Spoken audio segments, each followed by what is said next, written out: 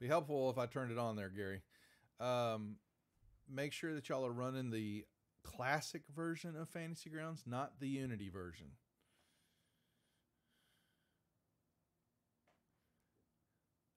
I forgot that they had both of them on the download page. So we want to make sure that you're using classic.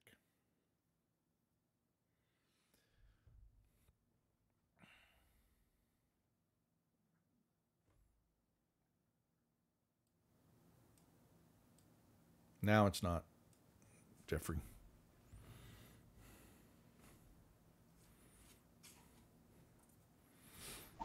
Host address? That's the IP address that I have in the Lost Minds Friday room. I have it pinned. At the top, you'll see a little pin icon. If you click on it, there'll be a message. It'll show you, it'll take you to a message that has the IP address. You'll key that in. Thank you. Oh, Jeff. God almighty.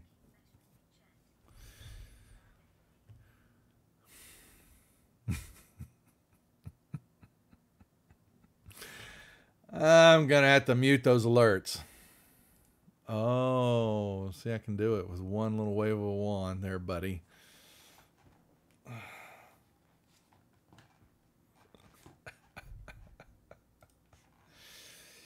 You were just dying for that, weren't you?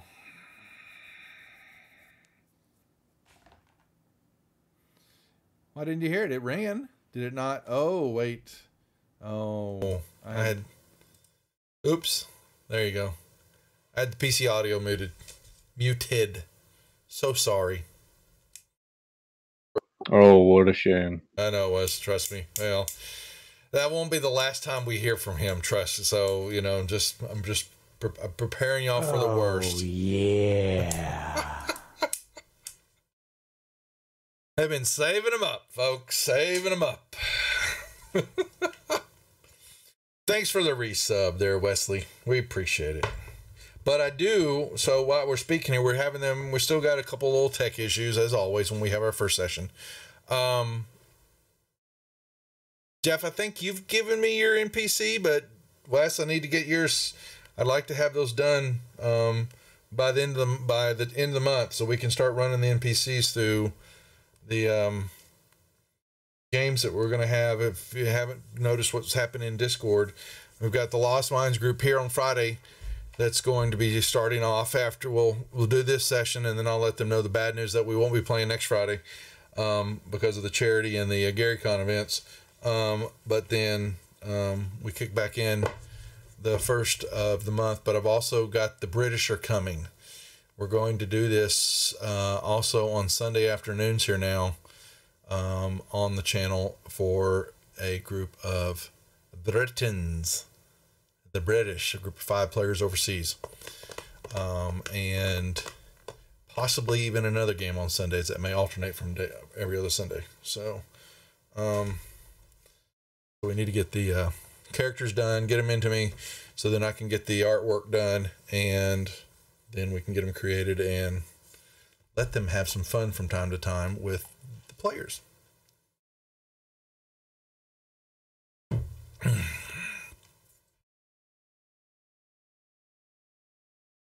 Alrighty, so I see Tyler's in. All right, so just you'll get into the game interface and just sit there for one. Yeah, we'll start going over everything you'll see here in a second.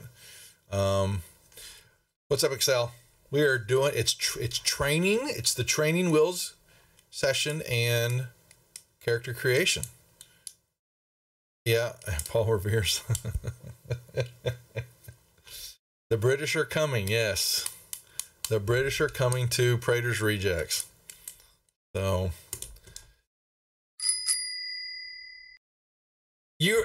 Jeffrey?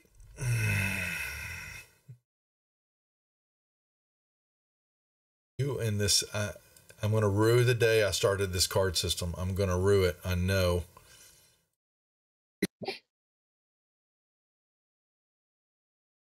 We're like going, what the hell is these new players like going? What did we get ourselves involved with? Hey man, I'm just along for the ride. Yeah, no. It's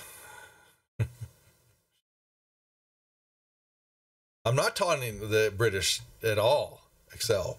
I'm actually kind of excited about it. It was just one of those other opportunities that kind of came across the radar to run a game at a different time frame, and I just so happen to have the British there. Oh, I know. I love your emotes there. Okay, 1 second. Sorry. Hold on, chat. Y'all don't get to monopolize my time. This is for the players tonight.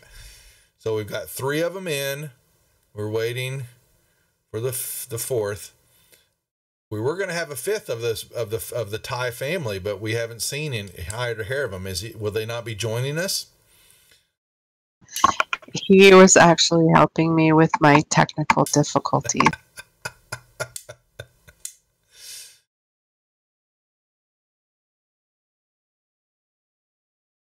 That beholder's not as pretty as mine, Jeffrey. One moment as the channel pauses in recognition for the presence of Static 367 in chat. We humbly bow before you. I was trying to warn y'all, this is going to happen. You were saying, Dawn? Yeah, I was just saying, I feel a little outnumbered, to be honest. Yeah, we'll get him back. So, well, Gary will show up in here sometime, and then it'll just be wheels off then. Somewhere lurking around. Like one moment as the channel pauses in recognition for the presence of King Bashman in chat. We humbly bow before you. I'll mute some alerts here. We'll never get a word in. Okay. Yeah, I know you're there, Gary. I know. Okay. So Ty's in, Tyla. Okay. My other one is Mad LOL 1. Oh, is he coming in now? Is he one? Okay, so he'll need to. Oh boy, he'll need to join the server.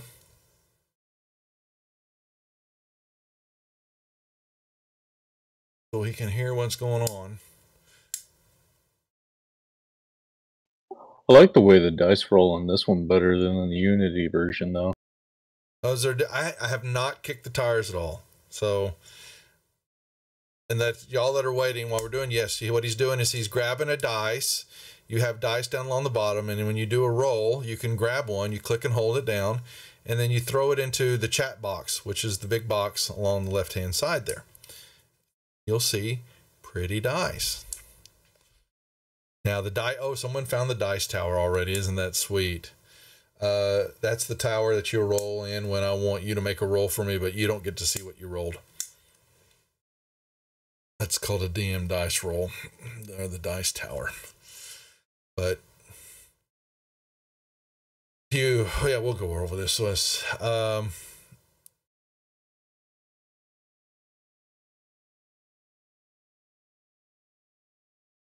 Tyler, was he going to join us, or are we waiting on him, or can we start?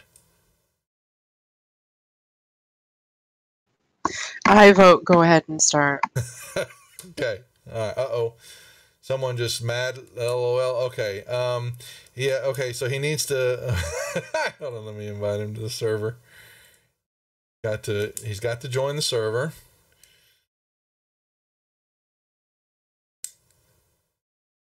I just sent him the invite, and he can, if he wants to listen in and watch what's going on, and then we can set him up afterwards. That's fine too. Okay.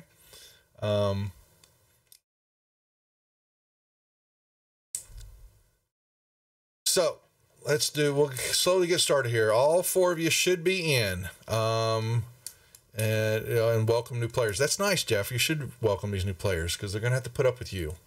I'm already in the server. Are you? Well, where is he really? Did I miss Madlow? I did not see that. Let me add him real quick.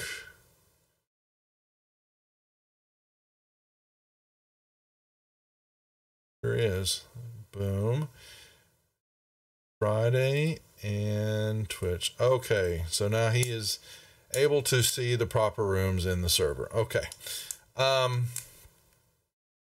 So just so I can see which of y'all are rolling, if you will grab a dice, just any one of the dice down there, and grab it and throw it into the chat window for me. Look at that. All right. And Tyler, roll us a dice. Okay. That was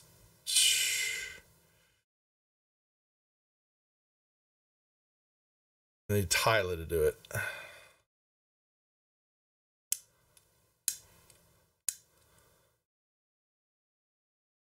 Oh, there comes mine. Yeah, we'll do characters in a second. You don't have to worry about the character sheets right now. That's, yeah. There you go. Okay. So, yep. So that's, let's show you the interface here. So you've got your Fantasy Grounds window interface up. Yes, the big box is over on the left-hand side. That is the chat window. That is where you'll see, oh, quit it, you guys. I'll mute it. So let me get through this. Any and all of the gameplay and things that happen will take place in this box. And it's like I said, you'll see dice rolls here. You will see communications. I can say hello to you. You can say hello back. And chatting a lot. You will want to pay attention to this. Sometimes I will send you secret messages. I will whisper to you in Fantasy Grounds, and it will show up as a message there to you, and I will show you all how to whisper me once we get rolling forward here. You can whisper to each other, messages back and forth that the other players can't see, but I will let you know that I'm able to see all whispers. So, if you're trying to get something past me, good luck. No. But you can whisper back and forth. Okay, so Gary's already trading. Well, she's going to get it again. The dice, like I said, you have your dice on the bottom, the D20, D12, 10, 8, 6, and 4.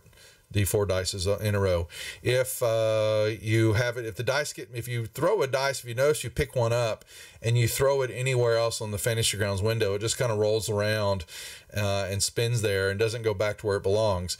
You can always get the dice to come back to where they belong. If you right mouse click anywhere on the interface, the open desktop of Fantasy Grounds, you'll see at the 9 o'clock position an icon that says Arrange Dice. When you click that, it will put your dice all back in order for you. Okay, so you can find them. Sometimes you may be throwing a dice and you may accidentally grab it and throw it off the window.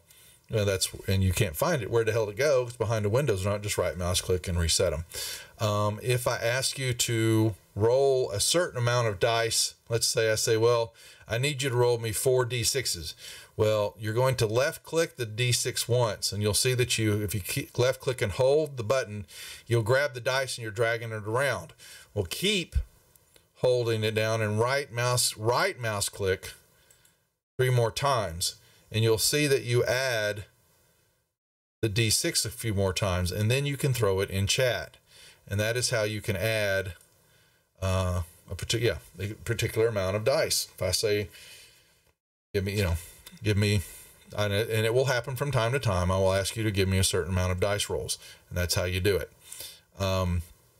If I ask you to give me a percentile roll, that is basically the D10. You're going to right mouse click on the D10 and you will grab the percentile sign and then throw the dice, and that will make a percentile roll. Sometimes that will happen. I'll test that out, playing around, having fun with it. Yeah, it's not working with my mouse. I'm gonna have to get separate. You don't have a double button mouse? Just using the one on my laptop, and it'll only let me do it twice. Yeah, if you have an issue, but there'll be sometimes that you have to grab more than may have to grab a few D8s, a D6s, some D4s. It's very rare. Any of the bigger dice, you'll have to roll that way. But like I say, a lot of times you can just right mouse click on it, and if it's a number that's already there, if I say roll 4 D6s, you can right mouse click on the D6 and grab the 4 times and throw it. And automatic, you know, there's some already pre-built in there. And Wesley is saying you can't do buttons on a trackpad. Okay, wonderful. So, boom. That's how it works. Okay. There will be times for when I ask you to make a roll that will be at advantage or disadvantage, or I'll add a modifier to it. That is what the buttons along the bottom left-hand side there next to the dice are. When I say, if I ask you to make sure you roll advantage with this, boom, you will click the advantage button once, and you grab your D20 and you throw it. And it will show you that you're throwing at advantage because of the green die that shows up. Same thing happens with the disadvantage. If you click the disadvantage and throw a D20, then it's red. And it will show you, boom. Easy stuff. Same thing, yep, pluses and minuses. Those are usually based on for cover. A lot of times I will say, well, you're going to be shooting at somebody and he's got partial cover. I want you to do it at -2. So what you do is you hit the -2, you roll your D20, and it will do the math for you. Just how simple. That's really boils down to. If we get into other bigger modifiers, then that's what the modifier box is. You can put a number in there. You can say a +4 or -6, and it will do. And it'll actually do math equations for you. But I don't get that. I don't get that difficult. You know. Exactly. That's a good roll. Good roll. I had to try. A 205. There you go. Okay. So that is basically really, there's any other commands or something you want to go in chat, you can actually do a backslash question, or is it just question mark? Backslash question mark. Yeah. The main thing you'll play around with is you can do a whisper, which is a /W, then the player name, and then the message. And that is how you'll be able to whisper to a particular person. Once we get the character sheets into play, we'll test drive that out. There is an icon. There's some icons along the right-hand side. Right inside that, there's one that's on the bottom. It says Dice Tower. That is for all of y'all to know where that is at. When I ask you to make me a roll in the tower, that means I'm asking you to make me a roll that you won't know the number of, but I get to see the roll. And that's usually like you may say, well, I want to try to stealth somewhere. Okay, well, then I want you to make a stealth roll in the tower, because I'm going to let you know, you're not going to know the roll, but I do, and then we play it out from there. Almost all those rolls will always be D20. Everything you'll do here on the basic rolls will revolve around the D20. The rest of the dice will be for modifications and or for damage and things like that. So always know that your D20 is the basic one. Now, so let's talk about the buttons along the right-hand side. We'll go into the small ones first, okay? The first button on the left-hand side is a sword icon. That is what's known as a combat tracker. When we get into gameplay, you're going to, all the characters will be listed here. This is how we determine initiative order and what's going on as we're playing through combat and rolls. Okay, everybody will be listed there. There will be a bunch of information going on there. It will showcase basically status bars of what your hit points are like, kind of will put everybody in order. It will show some effects that are on your characters, and we'll play, you know, and you want to watch the screen, especially when we're in combat. You've got to have it up so you know when your turn's coming up. When it is your turn, you get to go through your phase of combat, and then when you're done and ready to pass your turn, the little arrow, the triangle that's pointed to the east, next actor is the button. That is how you will click on that, and that is how you will pass your turn to the next player. I don't expect you to remember all this right now. We'll get into combat once we get things kind of rolled up, and I will show you what's going on. But you will want to know that that combat tracker is an integral part of Fantasy Grounds, and tracks and maintains and really keeps a management of the game.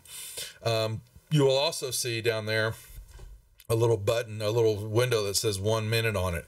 This is the timer that I've added to the games so that when y'all start getting yourself in a situation where it's stuck or you're debating way too long, that countdown may start Fresh blood. Yeah. Thanks, Josh. Fresh blood to the table. That's right. The countdown will start sometimes.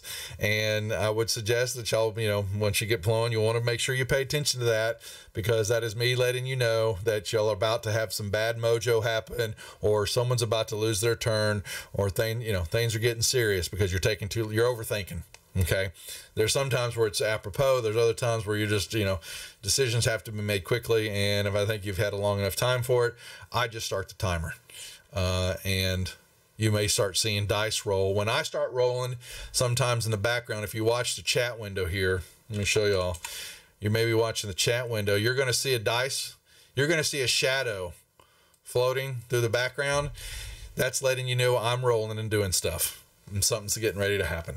Usually, maybe, you never know what. So that's the combat tracker.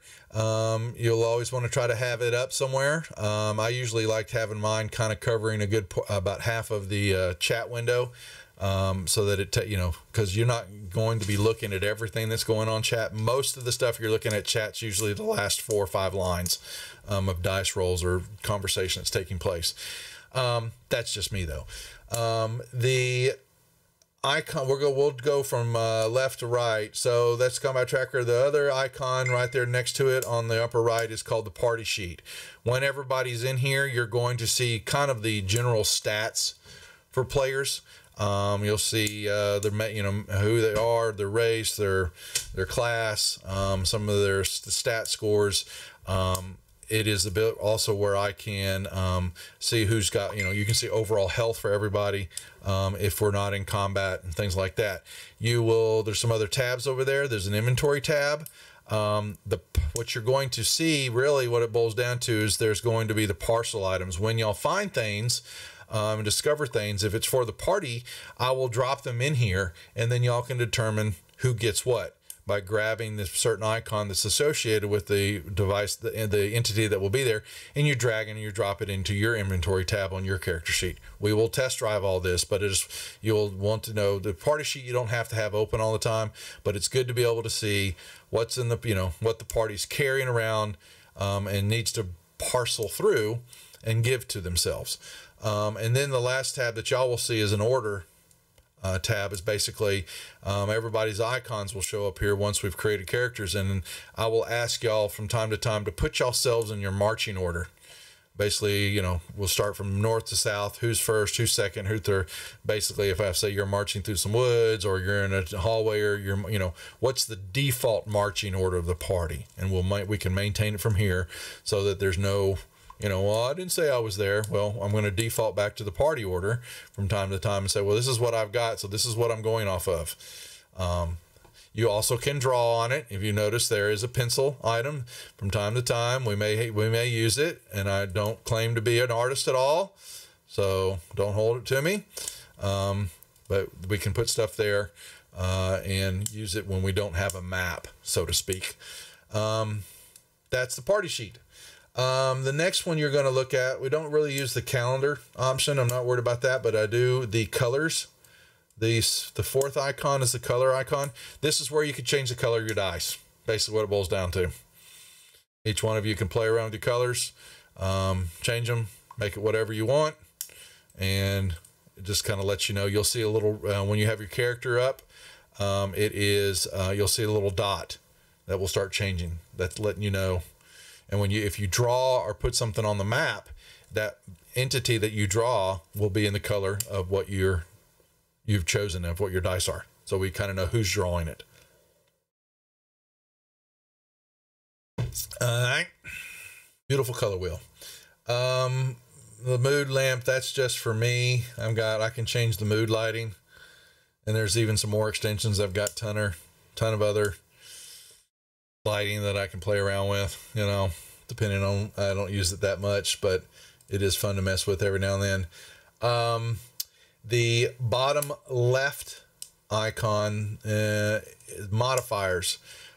This is another way to add in some certain modifiers to the games. The main one you'll use a lot, and I will let you know when to use it, is if you're given a critical hit in chat, someone, grants that to you, it's an automatic hit. So you don't have to do any of the rolling for it. Basically, you just have to do your damage. Well, how do you do your critical damage if you haven't got that modified properly? You just come over here, you click the critical button, it highlights, and then you grab your damage dice and you throw it, and it will automatically throw all the critical damage onto the person or the entity that you're hitting. So once we have it all coded, you'll see it in action later on. But I may tell you, remember, I need you to go turn on the critical, and you'll go, well, I don't remember where you told me it is, and I will show you. The icon, the options tab, which is the gear over there, much y'all can do. You can set a few things with your game. Most of it's all controlled through me as far as how the game operates from a background and the platform itself, how it operates. The next one, the last one, the little icon is the little one single guy. It's called effects. You're going to see right now, you only see a few. We're going to turn on a bunch here in a little bit, but you have got conditions. This is where Fantasy Grounds begins to shine in the automation that is going on behind it. If you have been blinded, let's say in battle, that effect, that box, you just click on it and you can drag it to your character, or I'll drag it to your character, and it will show up in the combat tracker that you're blinded, so that when you swing again on your next attack, it will swing automatically at disadvantage. You don't have to go turn it on. You don't have to remember it. Fantasy Grounds is doing the work for you. Someone's really going to feel bad. They're invisible, blinded, charmed, and paralyzed. So basically no one can see you to help you, so you'll be there forever and ever. But yeah, the effects are programmed. They have all the rolling in built in behind them, and there's a table that we're going to be turning on here a little bit that has a couple hundred more in there, and we use them exclusively through the game. There are some spells and some of the stuff that's done in the books that they've not quite put the right effects on them or haven't coded it out properly. And here's where we can find them all. Or I'll code them in for you when you level up and you need something done, so that the automation's already there. You don't have to try to remember all those rules and things like that. Makes it quite simple. Okay, the big icons. Let's talk about them. The first one's the character. There's a character icon. When we'll go in here where you kind of see your boxes here, and it's kind of showing you. You can create new ones. We're going to clean this all out, but you will find your character here when you log into Fantasy Grounds. And you click on it, and it is locked to your username, so nobody else can get into it once you create the character. And sometimes you may be running a second one, and you'll have two sitting here that you can have pulled up at a time. Most of the time, you'll be just running one. We'll keep it simple. Notes. There are two sets of notes in the game. There's a note tab on your character sheet, which you'll use to put particular notes that's specific to your character. These notes are basically campaign oriented, or things that we need to remember. You're taking notes, your interview notes and things like that. You want to be able to record or remember what's going on, and that you can just go in here. You can either click on the plus minus symbol down the bottom right, or you can right mouse click in the box area here and go to the 6 o'clock position and say create item. You give yourself a title, you can start putting information in, and now it is available to you when you come back into Fantasy Grounds. There is a little tick mark in the note that you'll look at that says public. If you click that, everybody can see the note. So it's a way for somebody who wants to be the note taker, or you want to be able to record stuff and make sure everybody can see it. Then you tick that little public symbol and everybody can see it then.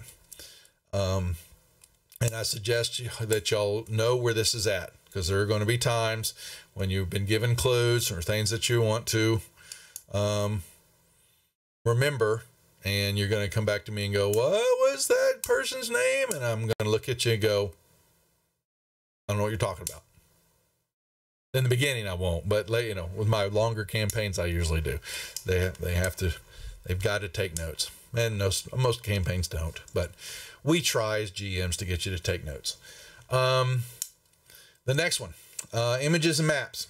As I begin to share images with you, you can find them here if you don't remember. You get lost somehow. I don't think we've got anything really shared, but I could see, once we get everybody in here, there will be maps in here, and I may show you an image of a monster or an image of a location and all that. And this is where you can go back and look at things that have been shared to the group, and pull back up the dungeons and the different areas where you're going through. You'll find these maps will show up as I begin to share them. What's next? Y'all have stories, me, NPCs, and we're about. Let's get to the library. Let's get the books loaded. So you're going to click on library, and this is where Fantasy Grounds is going to get a little cranky, but we'll bear through it.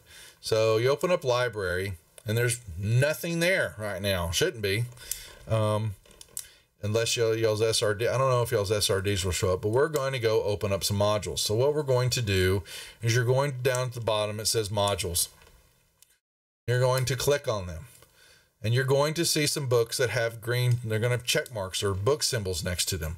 The Player's Handbook, Sword Coast Adventures Guide, Elemental Evil. You're going to want to load those one at a time. And I will tell you, when you click the PHB, your Fantasy Grounds is going to get a little pissy. Excuse my French. It's a big book. And it's download. What it is basically doing is you can start this process now. If it's got a green check mark next to it, or you can see it, you're going to want to open it up. There's the Rob Toohey's 5e conditions and effects. That's the big table of conditions and effects that we use it on the table here. But you're going to have the books, Elemental Evil, Player's Handbook, and the Sword Coast Adventures Guide. You're going to click on that book and open it up, and it will begin to download that book to your machine. While you're connected to my machine, in my game, you have access to these resources for free. It doesn't cost you anything. When you disconnect, they go away. You can't read them. Okay, that is the boon of having the Ultimate License, is that I can host a game and give my players access to the content without them having to pay for all of it again. Oh, well, that's handy. Yeah, yep. Exclusively run it that way. Most GMs that do Fantasy Grounds work are doing more than one, or there are plenty that probably will buy the Ultimate License, but a lot of us that do, multiple shows, and been doing it for so long, it paid for itself within a month, and it's just easy. It doesn't, you guys want to come on and play. Players want to play. You bought the books, and trust me, Wizards and the groups are going to get their money in some form or fashion. But nice enough that you can't copy the books from my system, and so it's locked down. So it's just no different from me sharing a book at the table for you to read. I still get to keep it when you leave, and so same thing happens here. So while we're sitting here, one of y'all should just slowly start opening those books. You will have, like I said, the conditions and effects. You click on it, it will load it. You will then load the Elemental Evil, Player's Handbook, and Sword Coast. When it is done, and like I said, Fantasy Grounds may pause on you. You may just see it spinning and spinning. Let it sit. It's downloading. When it's done, you can close the data activation window, and you will see some books there. You will see content that you can actually click on, open it up, and you can actually read what's inside the book. And we're going to, because we're going to use a good bit of information that's coming out of those 3 guides to create your PCs here in a little bit.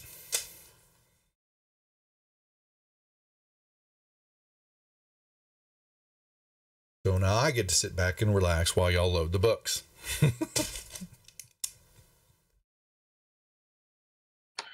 Yep, all loaded. Okay. When that's done, yeah, you should close it out. And if I'm correct, you should have 4 items sitting there in your library.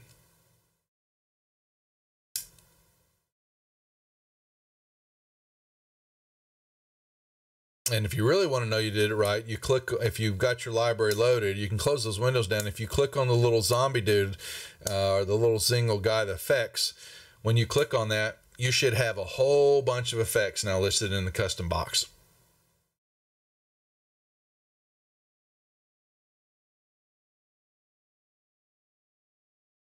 And we will use those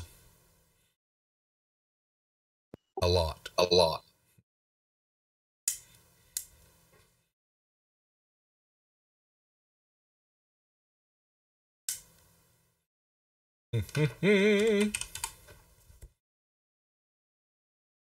Oh, man.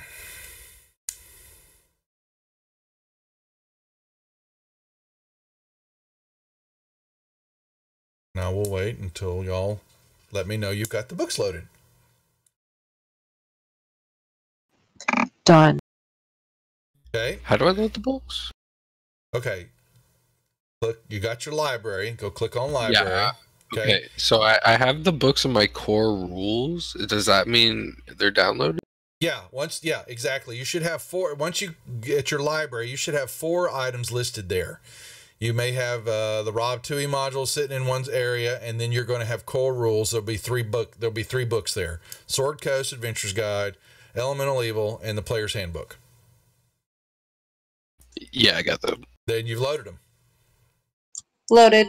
Yep. Nice. And you just click. You can open up the Player's Handbook. Just click on D&D Player's Handbook, and on the right hand side, you're going to see the table of contents come up.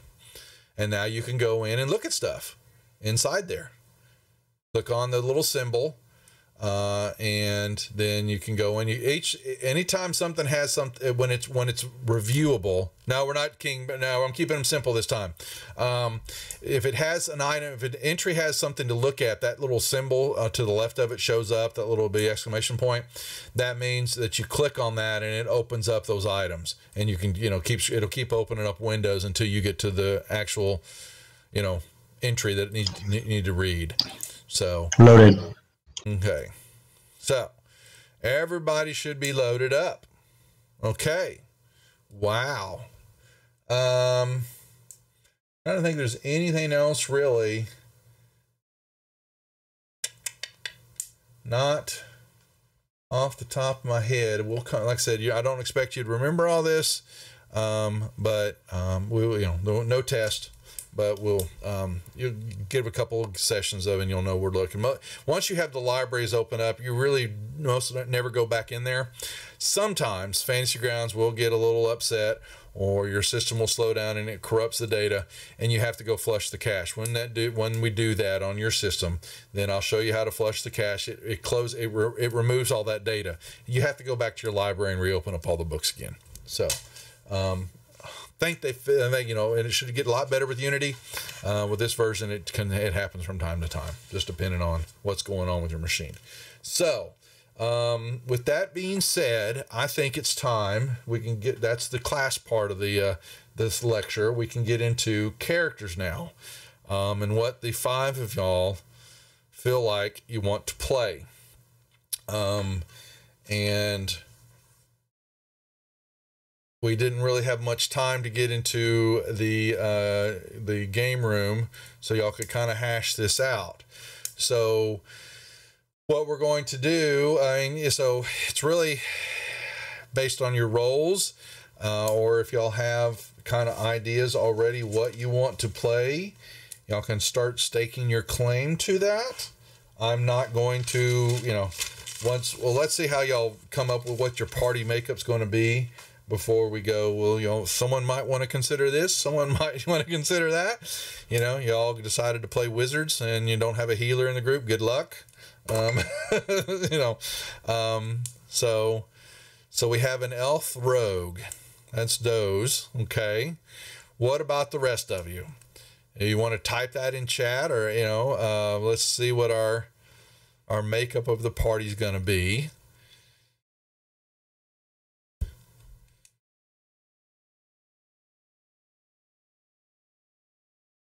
A Dwarven Ranger. Okay.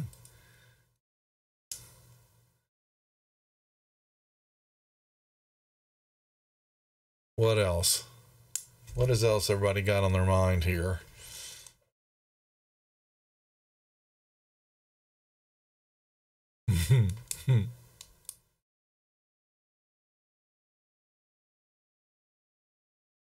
They're bashful.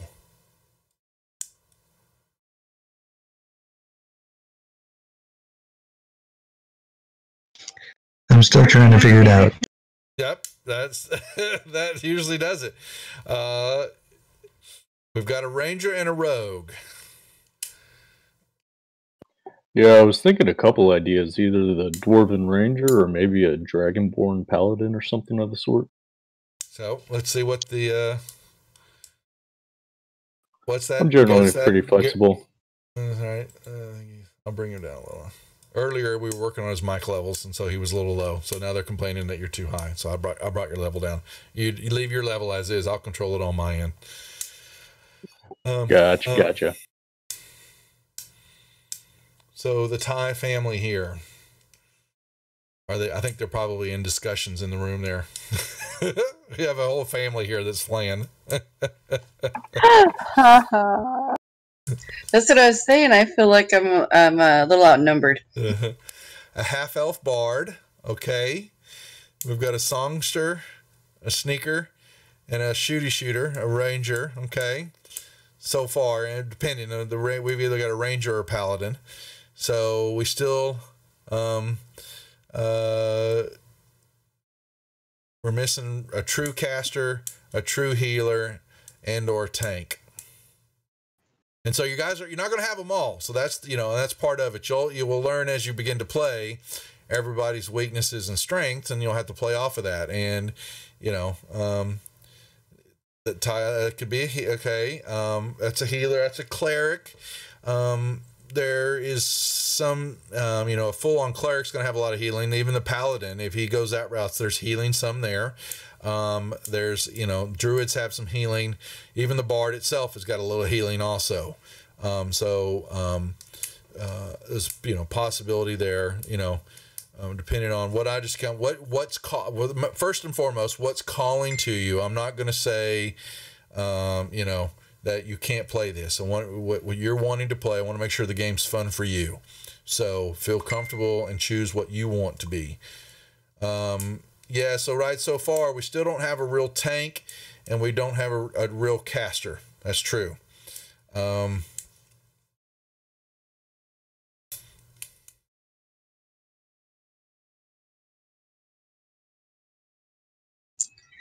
flexible, too. I mean, if we need to fill a tank role. Well, so what we can do here is we're going to do some rolling, and the rolling will also kind of help you determine what you want to play. I do rolling. I'm a little bit more generous on my rolls, so just so you know. But it's good to know kind of what you want to, it's really the class. The race itself has a few benefits to it as far as some upgrading in your stats, but kind of knowing the makeup of the party, you're going to know where to place your stats. But so far, I'm seeing. Well, let's let the remaining two gentlemen. We've got to kind of think about what we got. Like I said, elf rogue, possible ranger. We got a half elf bard, and I'm pretty easy. Okay. I'll take on whatever we need. And then with Tyler, and then kind of the healer, what race you want to be. I'm letting y'all try to, put your marks in there. I'm not going to, like I said, I'm not going to guide the conversation to what you really, really need to be. Not be helpful, but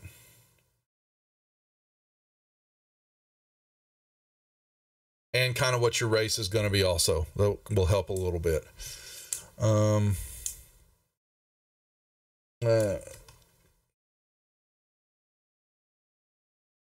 Who wants to go first? Let's do it that way. Thinking if you think you're fairly certain about what you want to play. Doze, you thinking you're the elf rogue? Yeah, but I mean, if we're have a hole somewhere where sneaky's not going to be something we need, where we need something more basic to get through.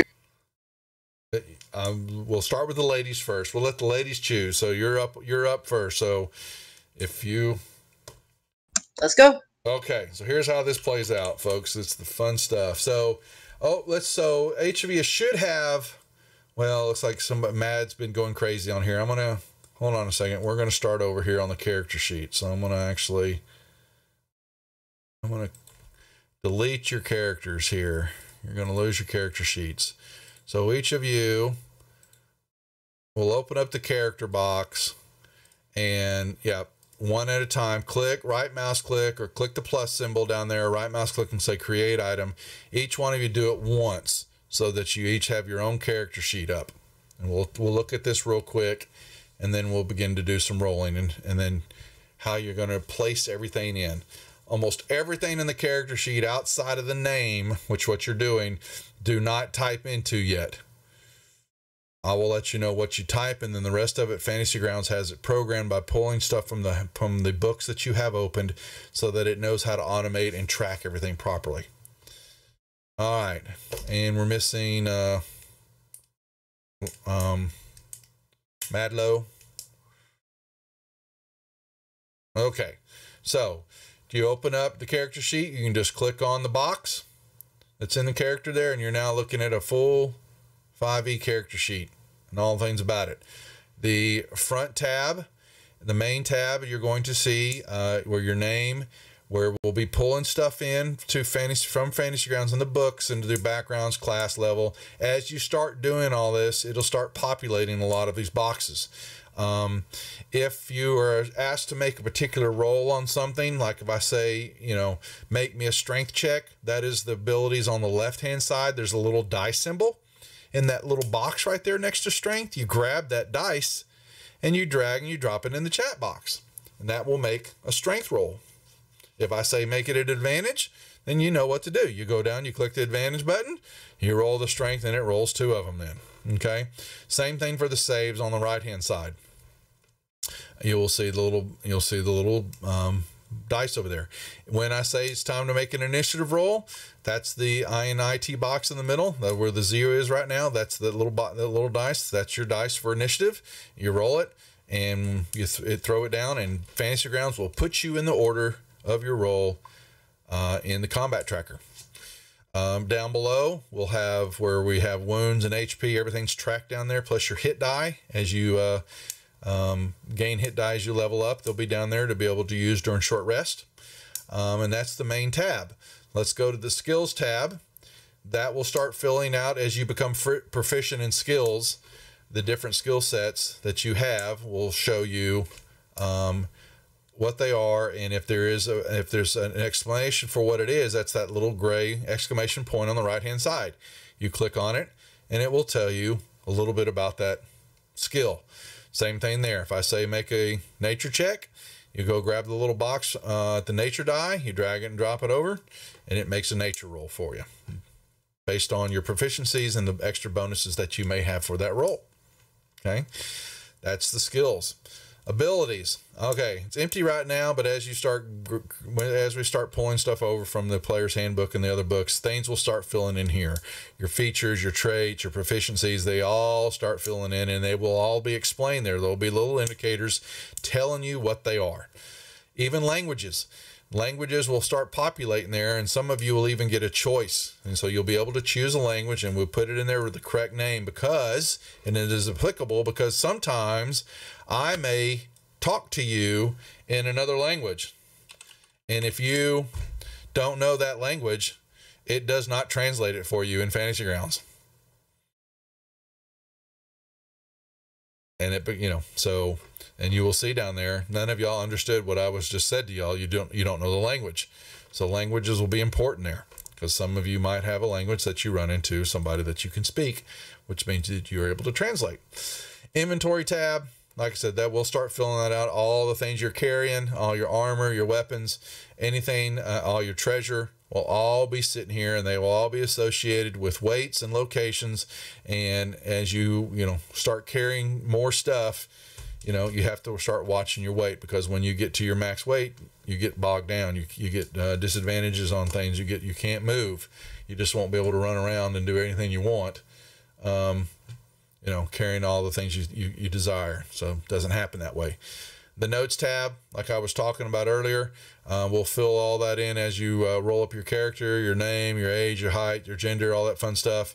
Then there's going to be some tables on your background that you'll be choosing that you'll roll off to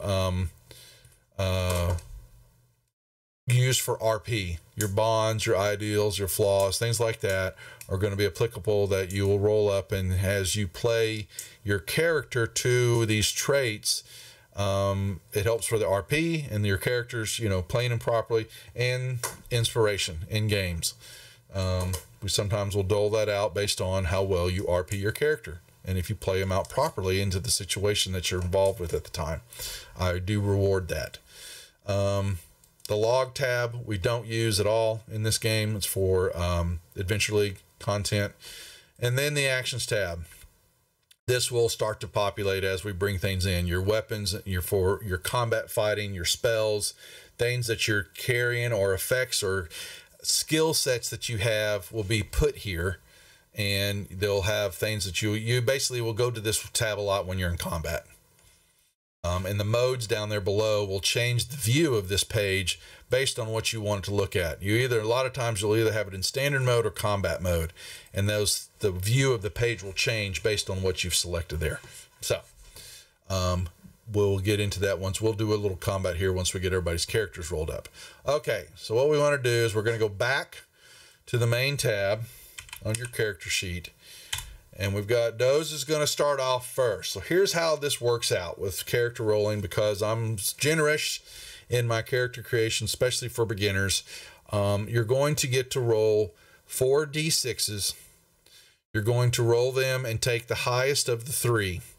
Your rolls cannot be lower than a 10, and any ones that you roll get to be re-rolled. You're going to do that 6 times.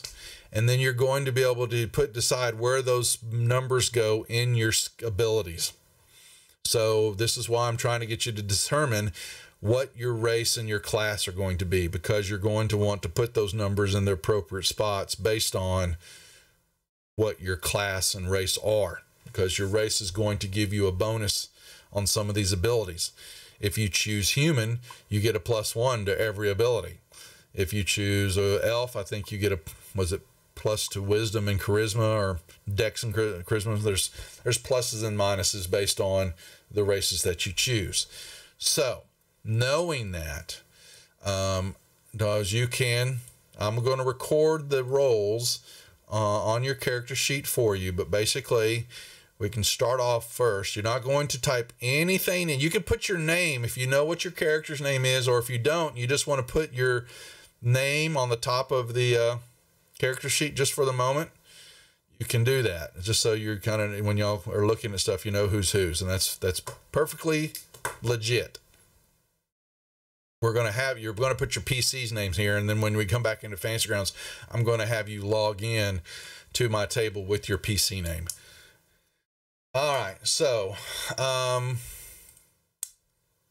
those your first rolling. So you're going to grab the D6, you're going to right mouse click on it, you'll choose 4, and you're going to throw that into the dice. All righty, the first roll, oh wow, first roll out of the gate is a 15, right? That's a 16. I am so sorry.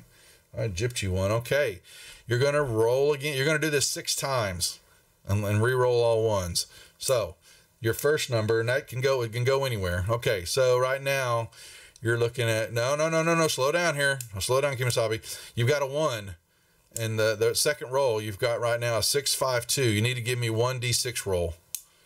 You're going to re-roll that 1. Okay, so you've got a 15 for that second roll. Okay, the third roll you got there is a 13. Okay, give me another set of roll me another 4 d6s. All right, you got 1, 1. So give me 1d6. Boy, you're killing it tonight. 11. That's another 15. All right. Fourth. Okay. Oh, God. Those are some great rolls. Man, she's killing it, folks. 17. One more time. Holy mackerel. Yeah, she can be well rounded. All right, Dawes. One more set. Unbelievable. She just took all y'all's rolls. I have no doubt. That's another 12. That's another 17, right? God almighty. Okay. Okay, her rolls were a 16, a 15, a 13, a 15, a 17, and a 17. Okay. Now, hold on to, so yeah, it does hold on to that. Now, here's what I want you to do before you do anything. You go over to the player's handbook. You can open up your library. Player's handbook, I want you to look at races.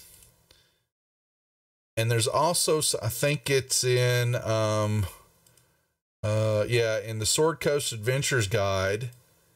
I don't remember. Does Elemental Evil have races? It sure does. Yeah. Okay. So each of the 3 books have races. Most of the standard ones are in the player's handbook. Okay.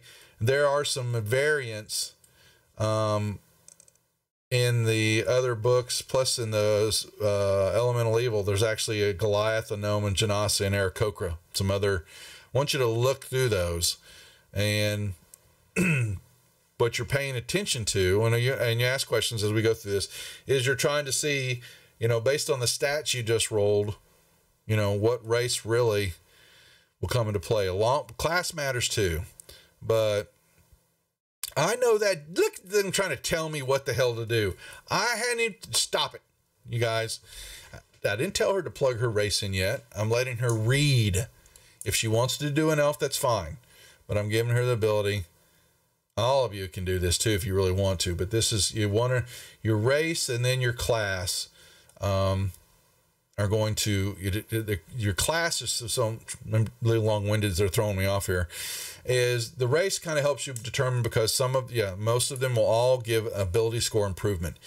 Your class will have certain proficiencies that it's in, whether it be charisma or wisdom or strength or dexterity. So those also, you wanted to kind of know those stats that the class is proficient in, so that those numbers are higher because you get better bonuses with them. So it's a delicate mix you're doing here, but you want to make sure that you've known what you're choosing, because then we're going to go in and we're going to manually type in those scores in the boxes the way you want them. So she's got, a couple of 17s, depending on what she picks, she's going to put those 17s in a certain spot before we drag over the race and class. The next thing you're going to do is, once you determine that, is you're going to look at the ability boxes. You're going to type in those numbers. I've put them on the notes tab on your character sheet. Now, if you're certain what you want to play does, then just tell me to shut the hell up and we'll start the process. Okay, I am super open to constructive criticism, and I was never expecting to roll like that. Well, that's luck of the draw. It's the luck of the table. There you go. Well, you've got some great numbers here. Whatever you choose, those 17s are going to go in those stat classes where they're going to make you, And it seems like a waste to not use that for a tank or something. I mean, it's, if you want to be a fighter barbarian type or something like that plows into things, that's your decision, most certainly. But I'm going to stick with what I was thinking. I mean, that's what I was ready to play. And okay. Yep. Then play that. This is where, one is we're learning, we are having fun, and we're going to be learning here. You're going to be playing D&D with some strangers, and it's the intro module. It's a great adventure. It is one of the better, well-written and well-rounded adventures, I think. And it has a great storyline, and it is a lot of fun. And there's, you can't get in trouble in some certain spots, but I love running this, and I usually like to run it at least twice a year on the channel for players. It never gets old. So if you think an elf rogue is what you want, then we play it that way. That's what we're going with. Okay. So what you're going to do is, let's take a look here real quick. We're going to open up, I'm going to open up the elf. And the elf is going to let you know that your increases are going to be, you only get 1, and you're going to get an extra 2 points to your dexterity score. Okay. So you know that you've got some numbers to plug in there. Now you're also going to run a rogue. and I want the rest of y'all, I want y'all to hear this so you can start thinking about how this plays out and how the pieces kind of come together. So we're looking at the classes, and we're going to go to Rogue. And then on the Rogue, your proficiencies are dexterity and intelligence, or your saving throws. So, and with most rogues, you want to be very dexterous. So you know, that's why you're getting the +2. So the question is, knowing your numbers, where do you think you want them to line up? So I'd like the 17s to go to dexterity and where? The last one? You broke off. intelligence. Intelligence, okay. 17's there, okay. You've got a 16. And if Gary's telling you what it's to do, he can just type them in chat, and I'll know.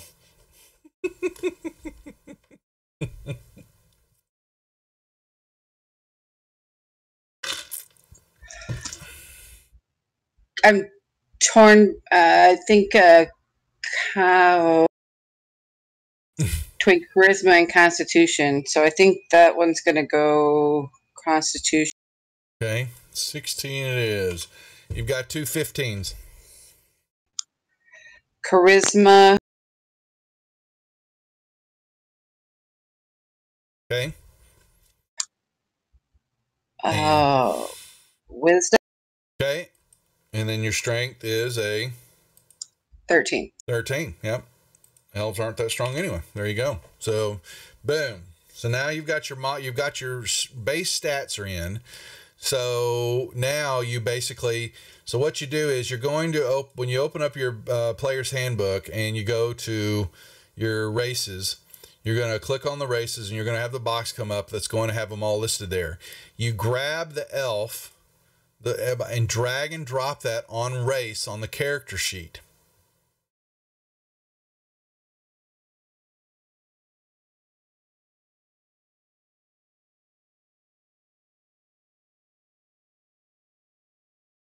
That make sense?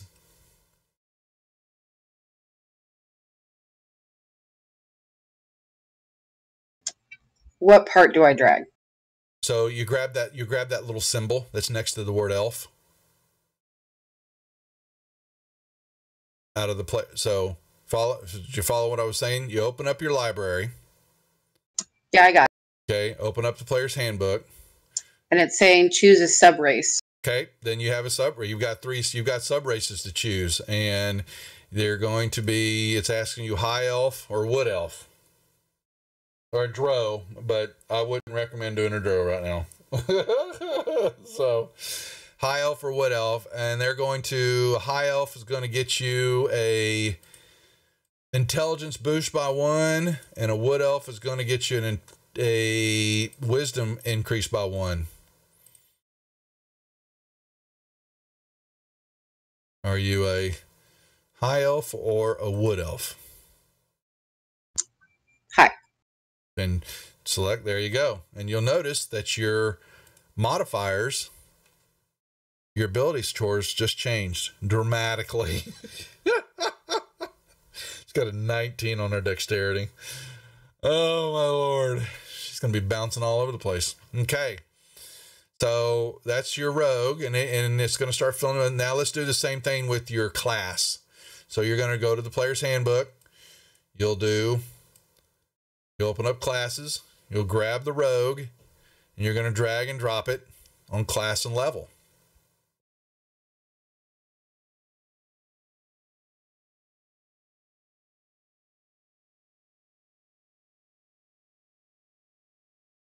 Okay. And it filled out some more information for you.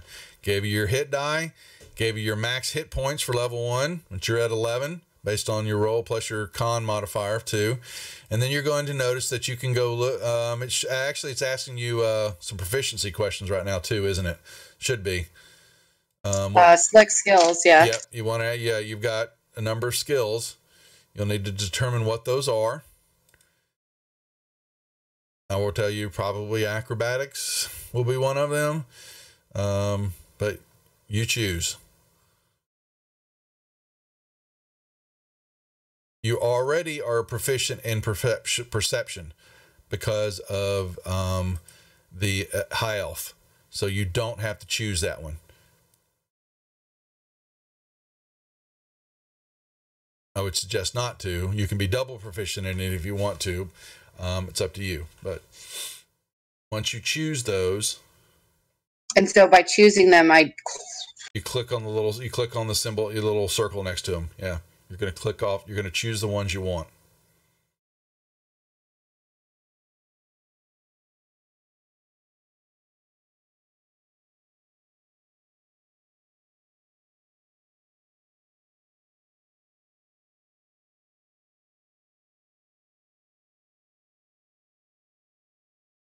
Okay. What was the bonus? You said I already had a bonus in perception. You already have you're already proficient in perception because of being a high elf. Okay, there you go. So once you choose that, you should be done. It should take you back to your character sheet, correct? Yes. Okay, so now you can look through your tabs. You're going to see a bunch of information. You got your front page. Go to your skills tab. It's going to show you your choices, and they have a star next to it, which means that's showing you're proficient in it. So you get your proficiency bonus. Your abilities tab, going to show you some stuff that you now can do, and you've got some choices to make. Your inventory tab, nothing yet. And we're going to do backgrounds here in a little bit, but once if you want to kind of get to understand what you're looking at, you can start reading some of the features and the traits, just so you know about your character. While she's doing that, who's next on the roll? I guess I could go next. Okay. All right. Kyler. So you're going to do the same thing. You're going to give me 4 D6s. You're going to roll them. All right. And 16.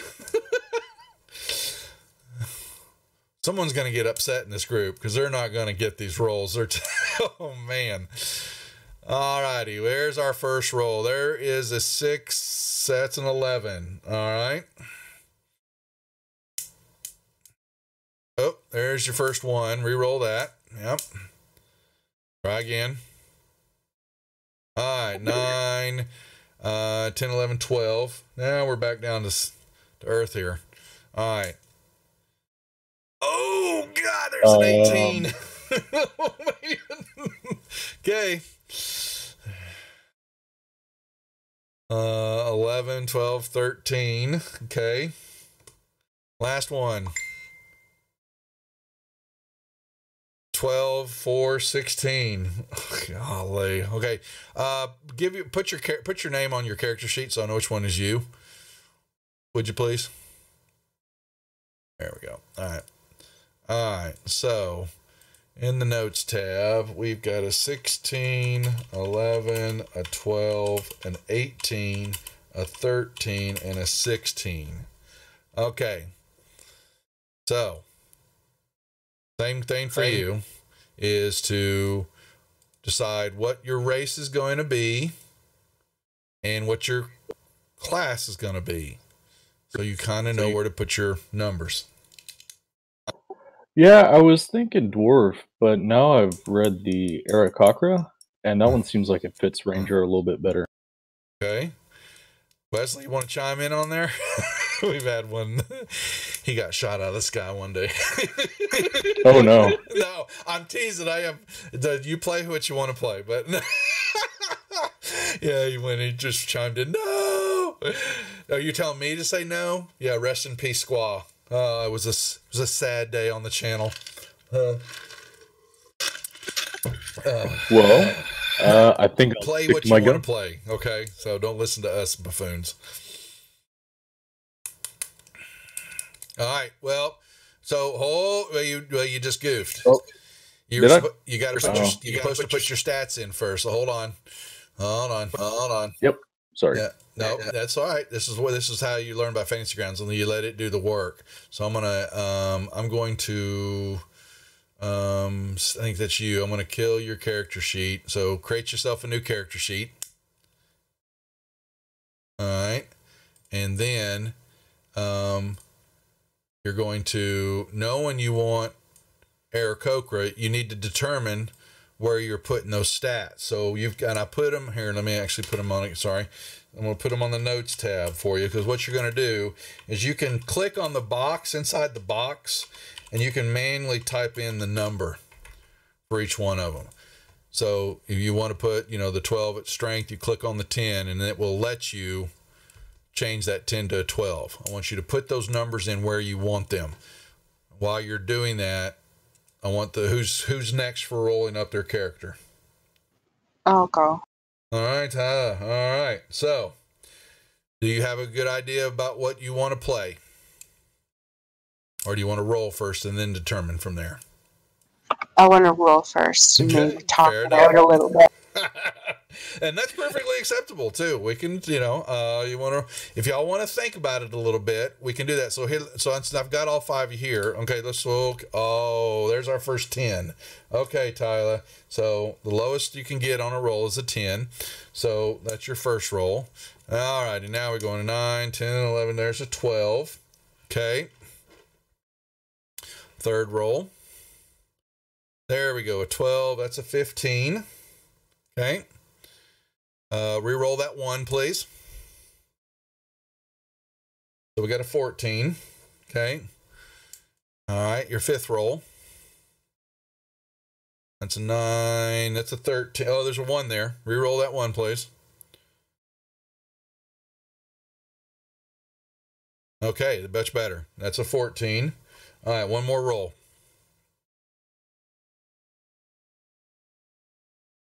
Alrighty, that's a 9, 10, 11. Okay, more down to earth here. So let me, Ty, would you put your name on your character sheet so I know which one is yours, please? Just change your name real quick for a moment. Thank you. All right, so on the notes tab, I want to put those down at the very bottom. You got a 10, a 12, a 15, a 14, a 14, and 11. Okay. So I want to put you off to the side. So the same thing. You want to look, and y'all are chatting a little bit here. Let's get the other guys to roll up theirs, and then kind of determine what's left by looking at the player's handbook. Okay, who's next? Who wants to go for it? I'll do. Okay. I'll do it. All right. Roll me 4d6s.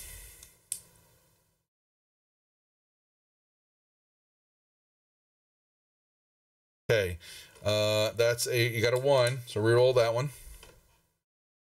So we've got a 13. Okay.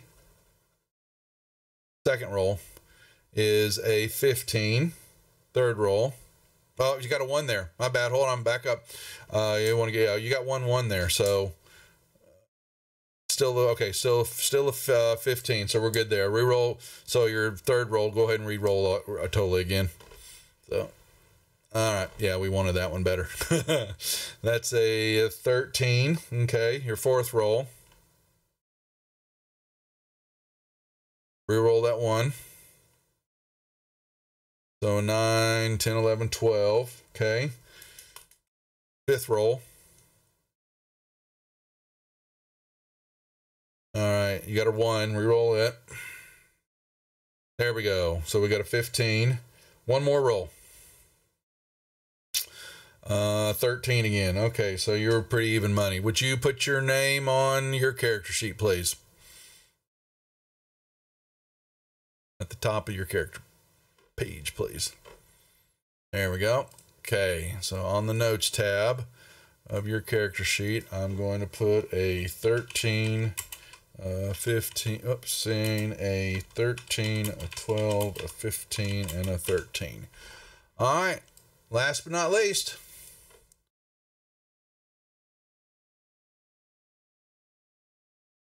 All right, let's do this. Yep. Roll me 4d6s. What have you got in you? All righty, we've got a 13. Second roll.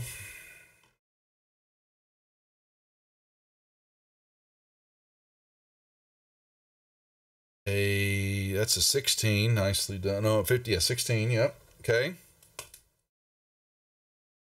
Third roll. A a 12, 15. Okay. Fourth roll.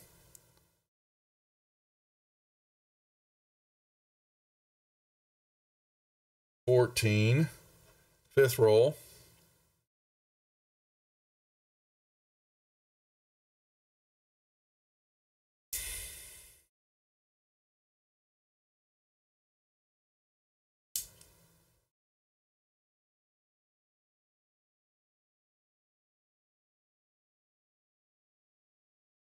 Alrighty, a 10, that's a 13.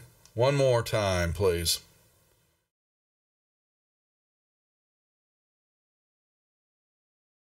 All right, we got a 1 there. Re-roll it.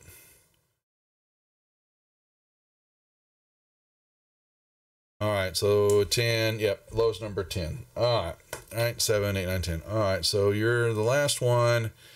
Put on your notes tab. Okay, a 13, a 16, a 15, a 14, a 13, and a... Okay, so the last... So y'all are sitting there chatting about, y'all need to... So we've got, you know... We were back more to our average rolling. Question is, looking at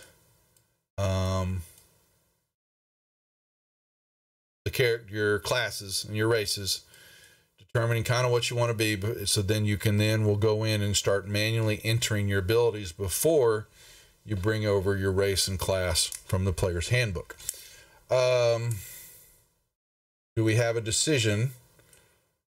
No, so while y'all are thinking about that, let's get back to Kyler. So you've got your stats, and now you can bring in, if that's where you want those, 16, 11, 12, 18, 13, 16. Looks good. So now you can go bring in, you can open the player's handbook and bring your race over. If you've you want to do the Aarakocra? Is that what you were deciding to do? Yeah, I believe so. Okay. All right. So you're going to grab, I think that's coming out of Elemental Evil. Yep. Grab that race and drag and drop that indicator onto, yep. Okay. And bam, we got some bonuses. I'm not sure if it asks you any questions. No, not yet. Okay. Then you're going to do the same thing. You're going to do the class. You're going to go grab the class and drag and drop that in. Okay. Ranger 1. Okay. Now it should ask you some ability score improvements. It does, yes. Okay. You select those.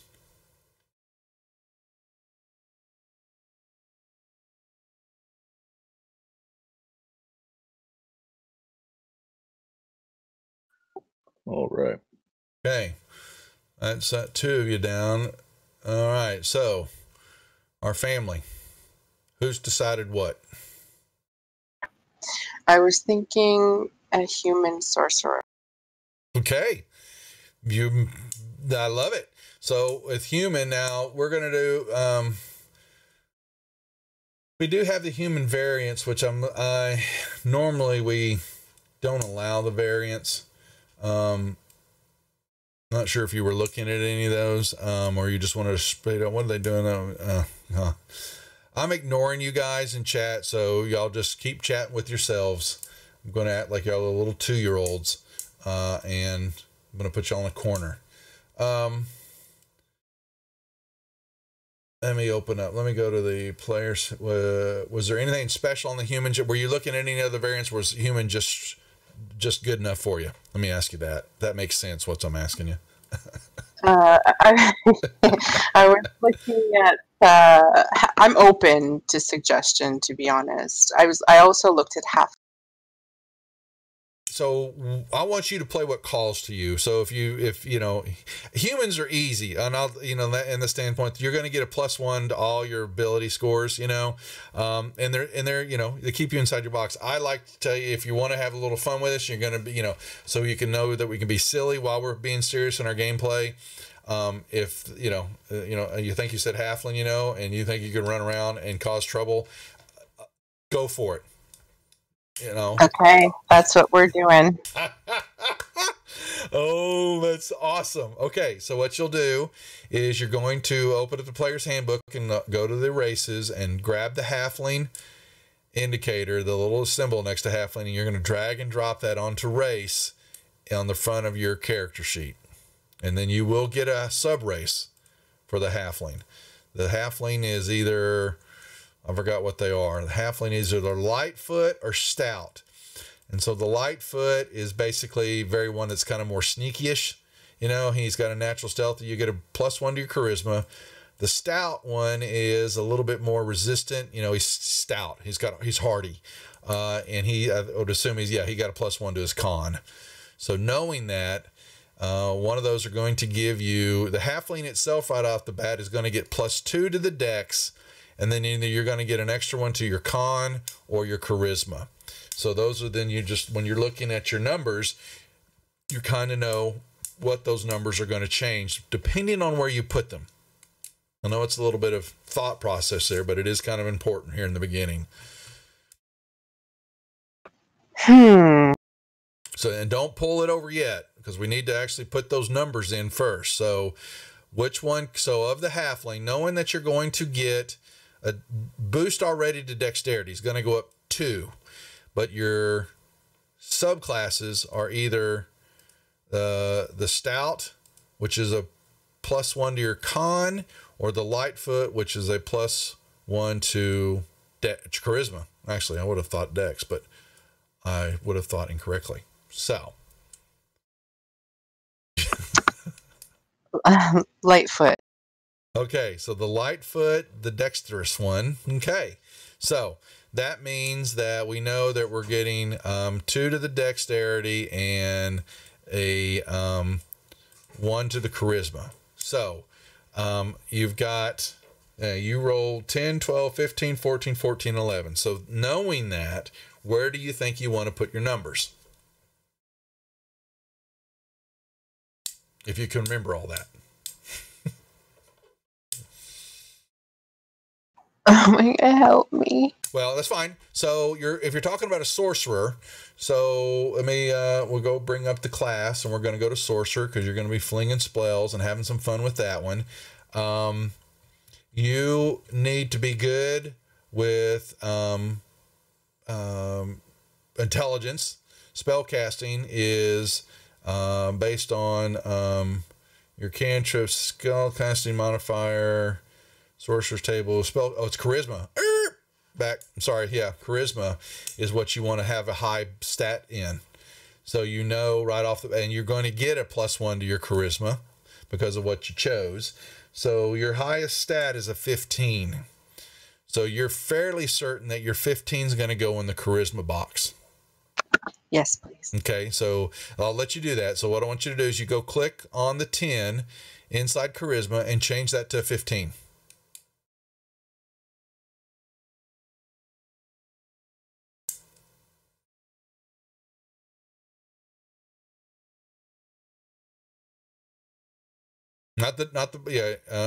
You want to click on, I think you click on the 10, not the dice. Just click once in the box and then change, and then just hit one. You should be able to just change it. You should be able to type in 1-5. That should automatically change it. If it doesn't, I'll type it in for you. If you're not trying to get y'all to get the feel of it.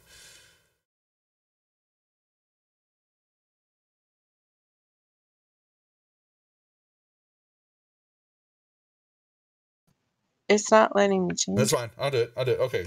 Boom.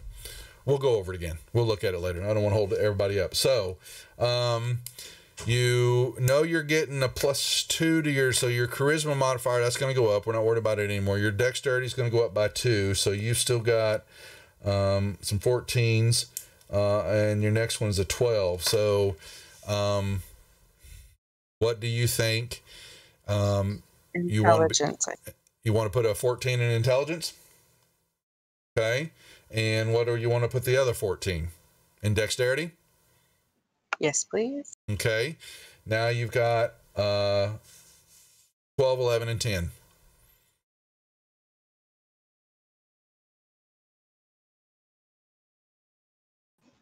Wisdom seems like a good plan. For the 12? Yes. Okay. 11 is either con or strength.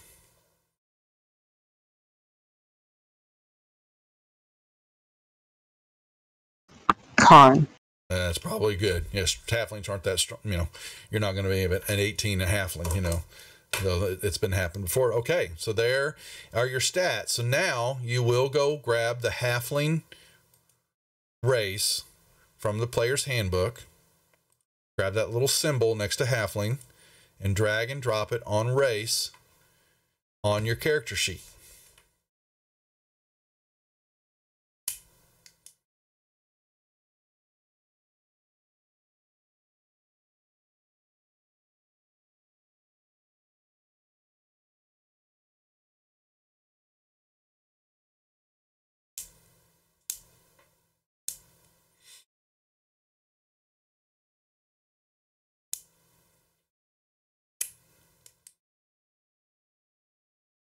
Okay, boom.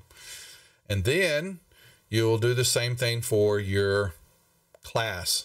Open up class, grab the sorcerer, and when you do that, it's going to ask you some questions about your proficiencies.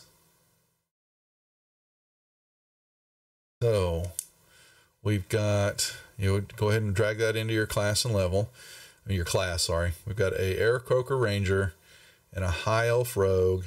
And now we've got a halfling Lightfoot sorcerer. Love it. That's a bit of an interesting makeup. It's definitely interesting. This is why we do this. Okay.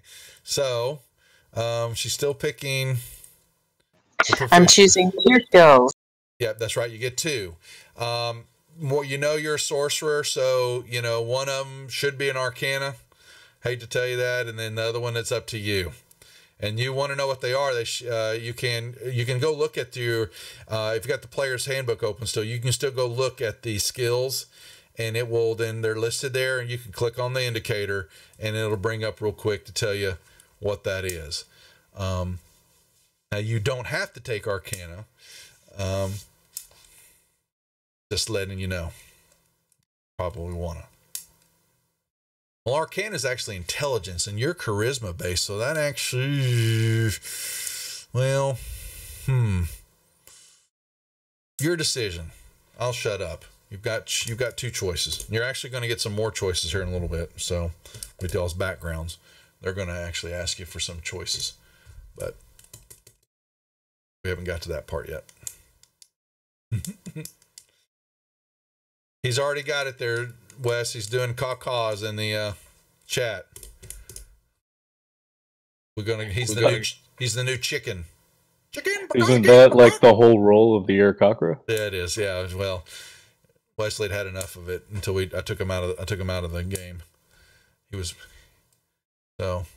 didn't like being called little chicken.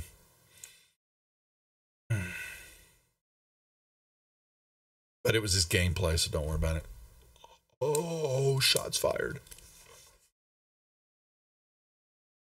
Okay, she got Arcana and Insight. All right, Tyler, you were briefly done. So the 3 of you, while we're going to do these other 2, the 3 of y'all can go ahead and start looking at backgrounds. Okay, now there are backgrounds in the player's handbook. There are also backgrounds, I believe, in Sword Coast. Yeah, the Sword Coast. So I want you to kind of read those backgrounds, because we're going to be rolling on the tables. These are basically, there's 2 things that are important about the backgrounds. There are the tables that you're going to be rolling off of, which are your personality traits and your insights and all that. We're going to roll off that.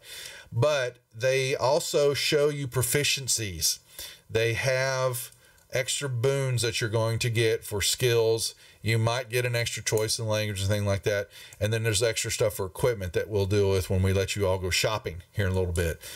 If you get a proficiency, well, just look over. I want the 3 of y'all to kind of look through the backgrounds on which one of them sounds interesting that you would like to use, that your character, it's character background, what it's really boiling down to, some of your backstory. Kind of start looking at through that while I'm dealing with the last 2 gentlemen here. So, Bert. Yeah. Okay. Yeah, that is me. Okay, so knowing what you just heard me rambling on, what calls to you for race and class? So I know I said I was going to be a bard. I was thinking about changing to a fighter. Okay. And a half orc. You can. That's a tankola. Brutal. Okay. So you've got, and your scores are fairly, yeah, you're in the middle range area. So let's take a look at that. So the half orc race is coming out of Elemental Evil, I believe. No, it's actually just a regular dirt. I think it's a regular race. It's regular. It was minimized. I didn't see it. Okay.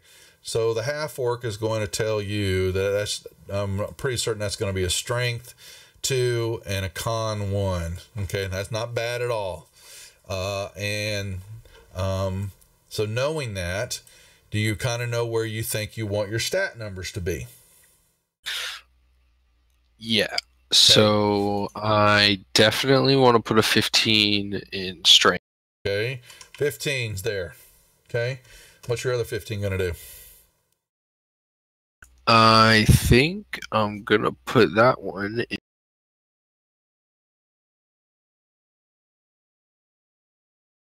Dexterity. You want to be nimble too? Okay. Whoops. Oh, Duffy, quit that. 15. Okay. All right, you've got 2 13s now. Oh, actually, you got the 3 13s. My bad. So. I think I'm going to put one in Constitution. Done.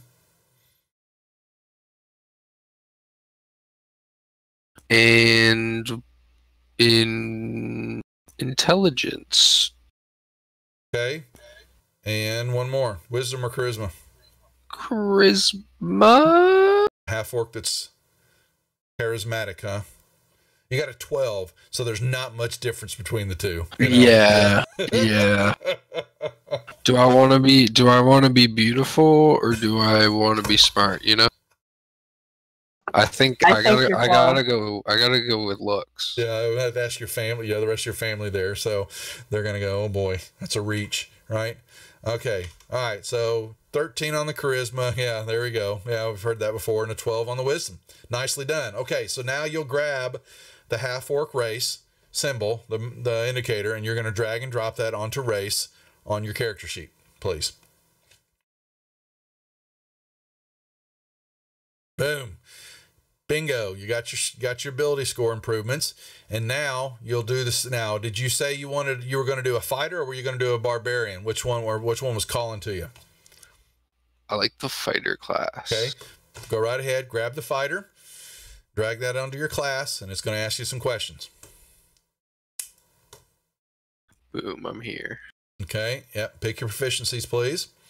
You already got intimidation because you are a half orc.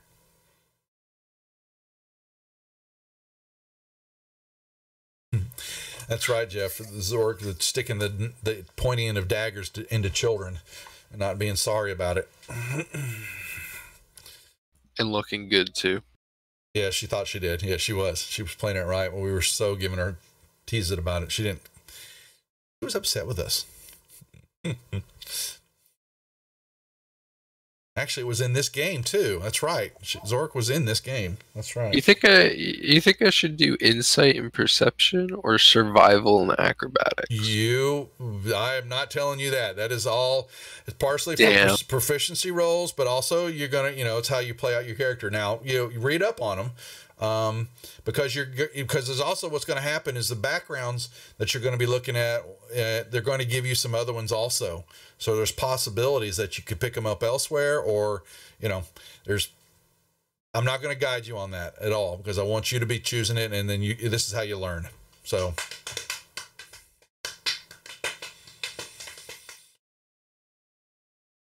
there's no wrong answer in this choice.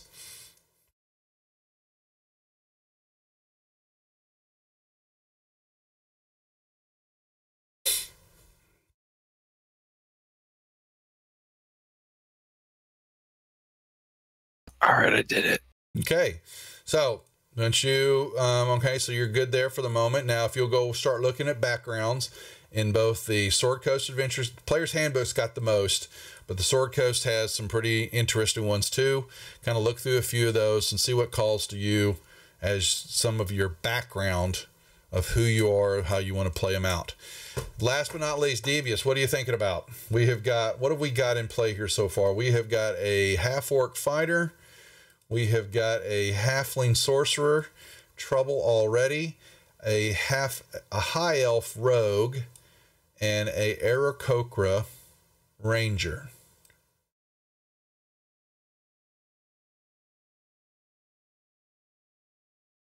What calls to you?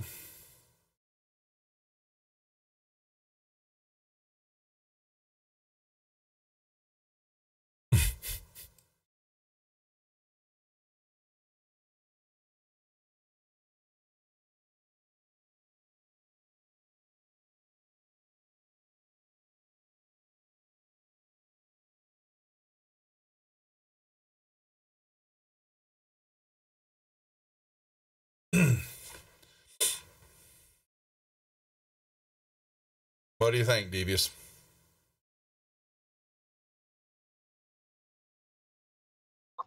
His mic's not working. Oops.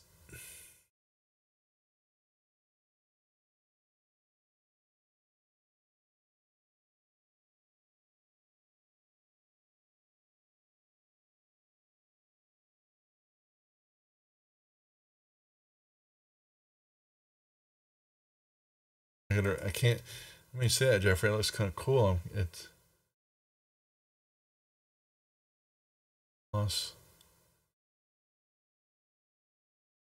cool looking.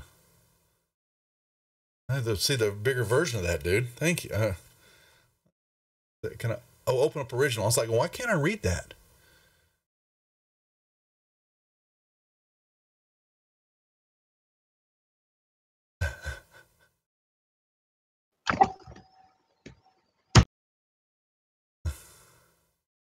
That is cool. Who did this?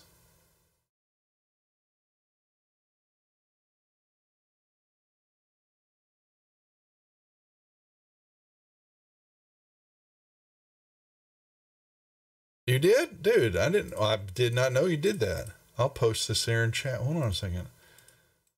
Open up original. Everybody can see this. OneDrive. Uh-oh. We lost Devious. He's now disconnected.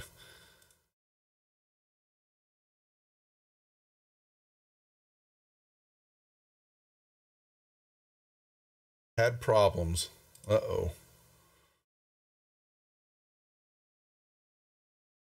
While we're waiting, Dimension Door, that's right. Let him get reset. So while we're waiting on Devious to come back, so we'll start with Doze. Do you have? Oh wow, get after Doze now. So you've got your charlatan. Okay. Now here's what I need you to do. You're going to go to your notes tab on your character sheet. This is where you're going to put in your personality trait. So actually, I apologize. You're going to, on the main tab, you're going to click on the charlatan information button. So he opens it up in a window for me, please. Check. Okay, and then go back to your notes tab and leave that open, but leave the charlatan box open. And down at the very bottom of it, there are 4 tables. You're going to open up each table at a time, start with personality traits. You're going to roll that dice. Just click on, so where it says roll on the table, you just click it and it will do the roll for you. Okay, so that is your scam for what was, okay, so charlatan scam. Oh, okay, so that's the first one. So now let me see, I convince people. So here, I'm going to put this in your, we're going to put this right here. Okay, so they're down below, past that, there is 4 suggested characteristics. Sorry, should have been a little bit more clear. There are 4 tables there. They line up to the 4 areas: personality traits, ideals, bonds, and flaws. you're going to open, okay. So flattery is my preferred trick. So you're going to grab that text in the chat, the flattery, that whole line, drag and drop it in the box where it says personality traits. You just grab that whole word out of the chat window. The flattery is my preferred trick. Grab that whole sentence and drag and drop it in the personality traits area on your character sheet. Boom. Close that table up. Go to the next table. Go to ideals. Boom. And no, you're fine. So you can start doing the same thing. Mickey, you can... You've chosen a background. Let's see. Have you? You can. So if you've got a background you want to do, you just drag Mickey. Sorry. You grab that background and drag and drop it on. Okay. Okay. So then same thing there. You're going to open up Bounty Hunter first, and then go to your notes tab on your character sheet. And you're going to scroll all the way down to the bottom of Bounty Hunter in those 4 tables. You're going to roll on them one at a time and drag and drop those individuals. Yes? Are you there? I think so. Okay. All right. So I got 2 of them. And actually, all 4 of you can start doing it while I finish up with Devious here. You can just select your background, which one you want. Take your time. Drag and drop it over into the background area of your character sheet. And then... you're going to roll some indicators. All right, Devious. So what did you decide to do?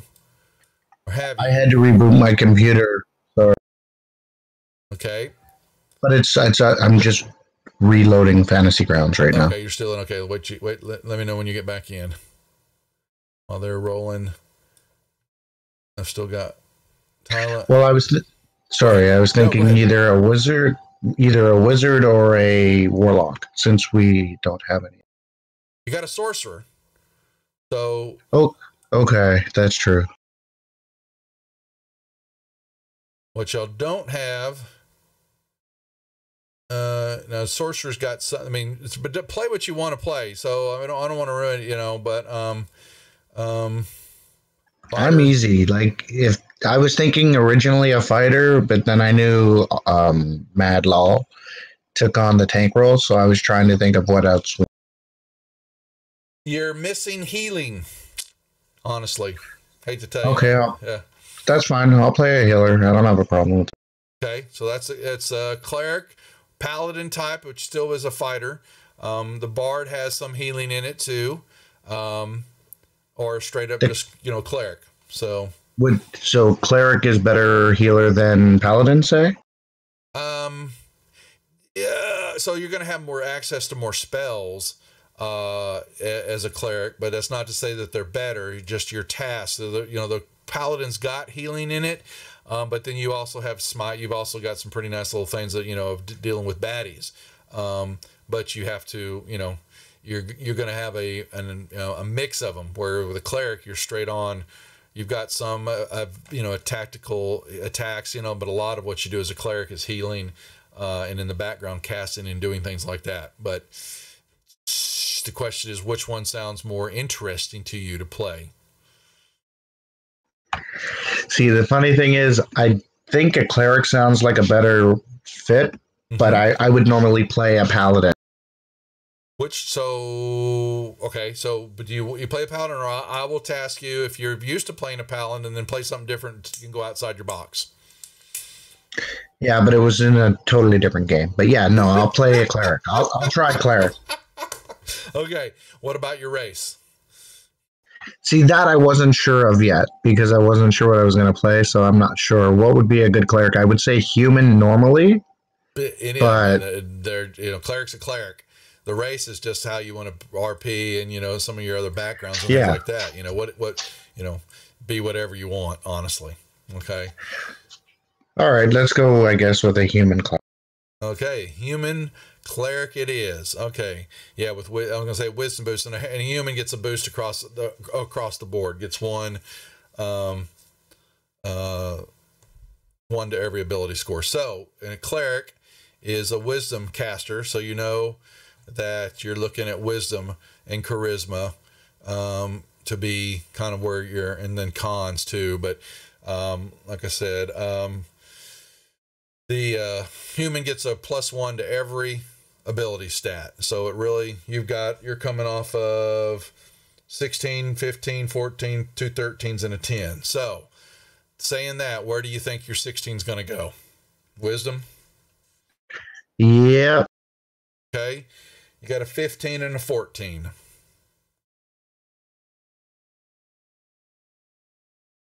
Now you still also cleric can get up and get into, and get beaten and all that too. So don't think that you just always standing off. You've got weapons that you're going to be able to get personal with.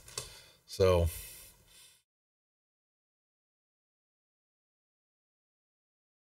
I'm just waiting for the game to reload. okay. Yep, you just connected. All right.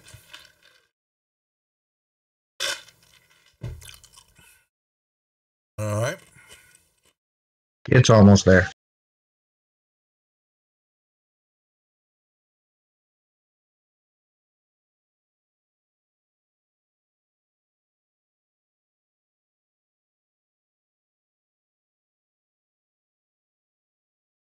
It looks like Doze and Miki have done their backgrounds. Oh, wait. What did you do, Meek? You put them all. You put them all in the person. Now they get broken apart. Here, hold on. Let me look at this. I think what you just did. Each one of those lines goes in a separate box. That's your flaw. Gotcha. Your flaw is I have a tell. Yeah, your flaw is going to go here. Oh, that's funny. Here, let me fix this for you while he's still getting in.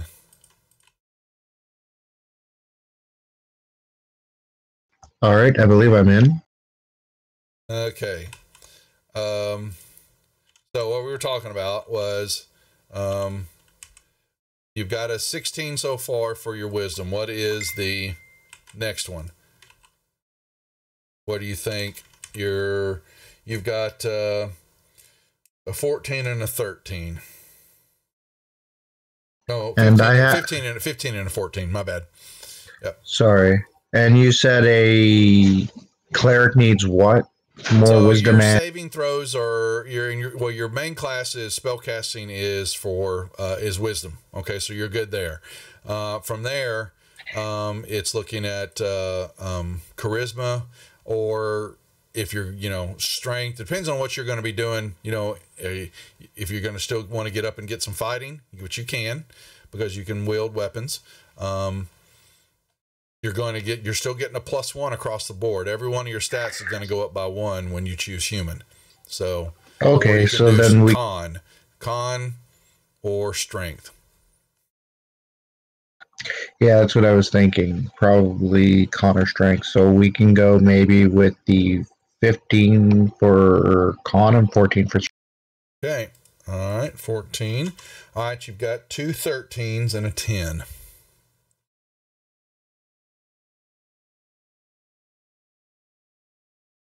You said 2 13s? 2 13s and a 10. Mm-hmm. Okay, and I have what left? I have dexterity, intelligence, and charisma. So I guess I'll do 13 for charisma.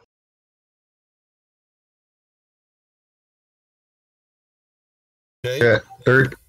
Damn it, I'm screwed either way I go because dexterity I need to move around to be able to heal. But in the same thing, I can't be a stupid healer either. So, it's a give or take.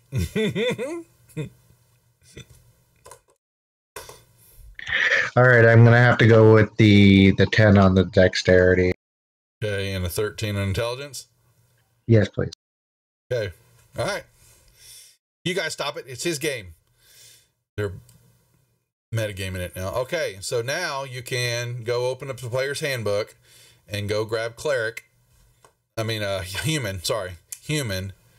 and drag and drop that on your race on the front of your character sheet, please.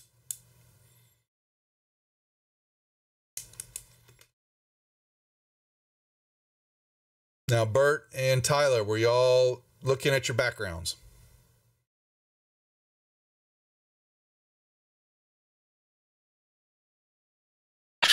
Yeah, I think I was going to be a pirate.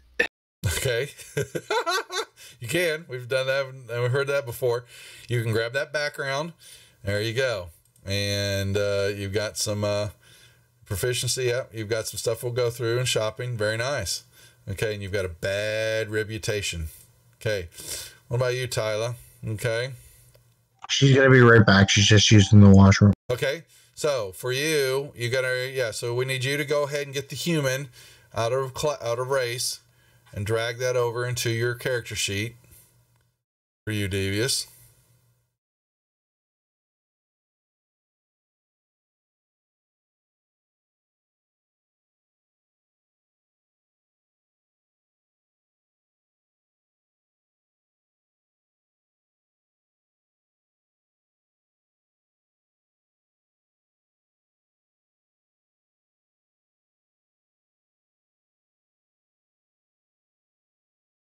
What do you want? Scissors. Mm-hmm.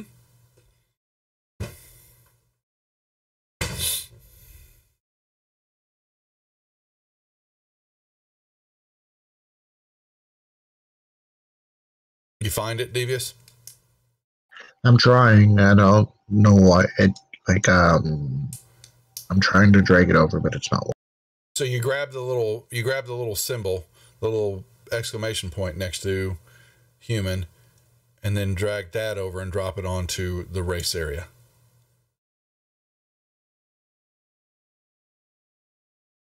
I think I got it. Well, I don't see it on your character sheet. I might be in a different character sheet. Hold on, let me see. Oh, did you? Oh, you came in as D. Oh, okay. Hold on. Which one is which here? The one you have is my original one, but I didn't know how to get back to it. Well, it should, yeah, because you logged in with a different username, and so that's why you didn't see it. That's all. Okay. Do you want me? I'll go back to Devious Tiger. I can come back in if you want. Well, no, hold on. No, don't do that.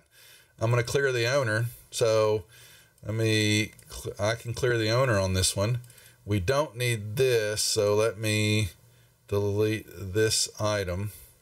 Okay, so if you go back to character, you're going to see on the right-hand side, go back to the character box on Fantasy Grounds, the big box. And, yep, I'm there. Okay, so then you click on you'll see the one to take control of. Devious server. There you go. Okay. Now you can grab human and drag and drop it over, and that will work. It'll be good to go. Okay, and it gave you +1 to everything. Yep. So now do the same thing for your class. Go grab cleric and drag and drop it in class, and it will then ask you some questions.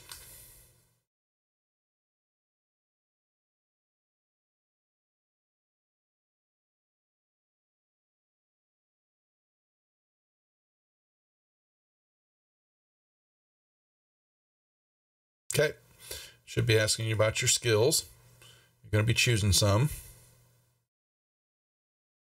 What's up, Celestian? Yeah, they are brand new to Fantasy Grounds. Some of them are brand new to D&D and/or at least 5e. As always, with Lost Minds, we bring in fresh meat on the rejects.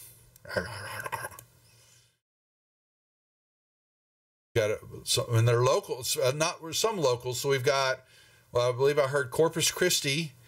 We have some Oklahomians too, I believe, right? Yep, Tulsa.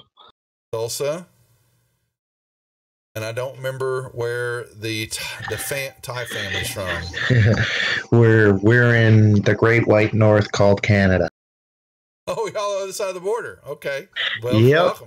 I didn't catch that. Okay. And I'm in Dallas, so there you go. So we have got a plethora. I thought the border was closed. How'd y'all get across? Because we are sneaky like that. Yeah.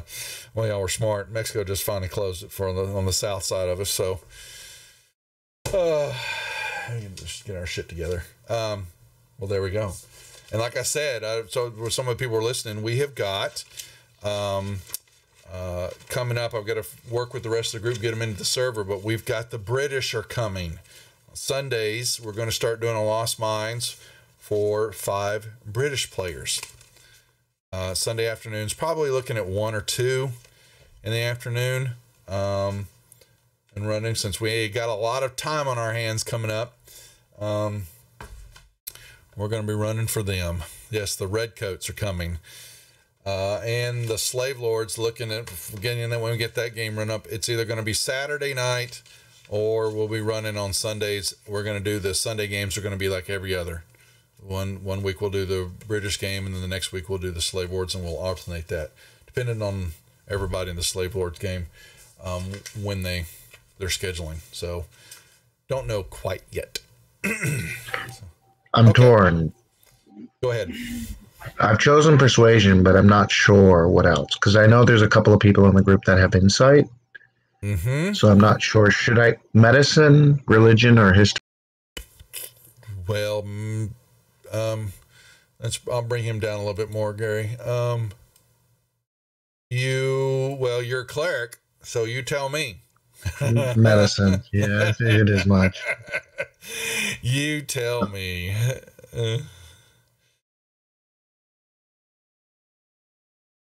What's up? Oh, IPA. Catch that. Okay, so all right. Are those your choices then? Good. Or were there any? Did you have some more? You're not done. Yeah. Yet? No, I chose them. Now I got to choose my domain. Okay. Yep. You got to choose your domain next, and that's a lot of fun. What kind of cleric are you gonna be? I'm liking the war domain. Choose what you want. Yep.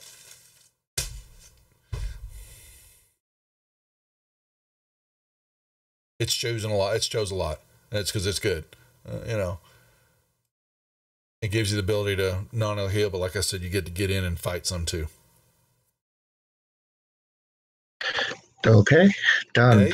All right. So between you and Tyler, we still need to do backgrounds.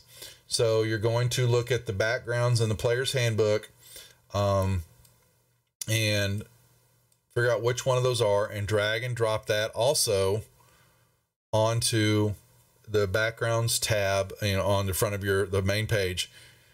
You're going to drag that one, and then we're going to roll on some tables.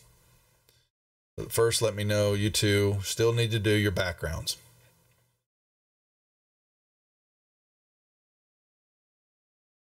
My, oh my.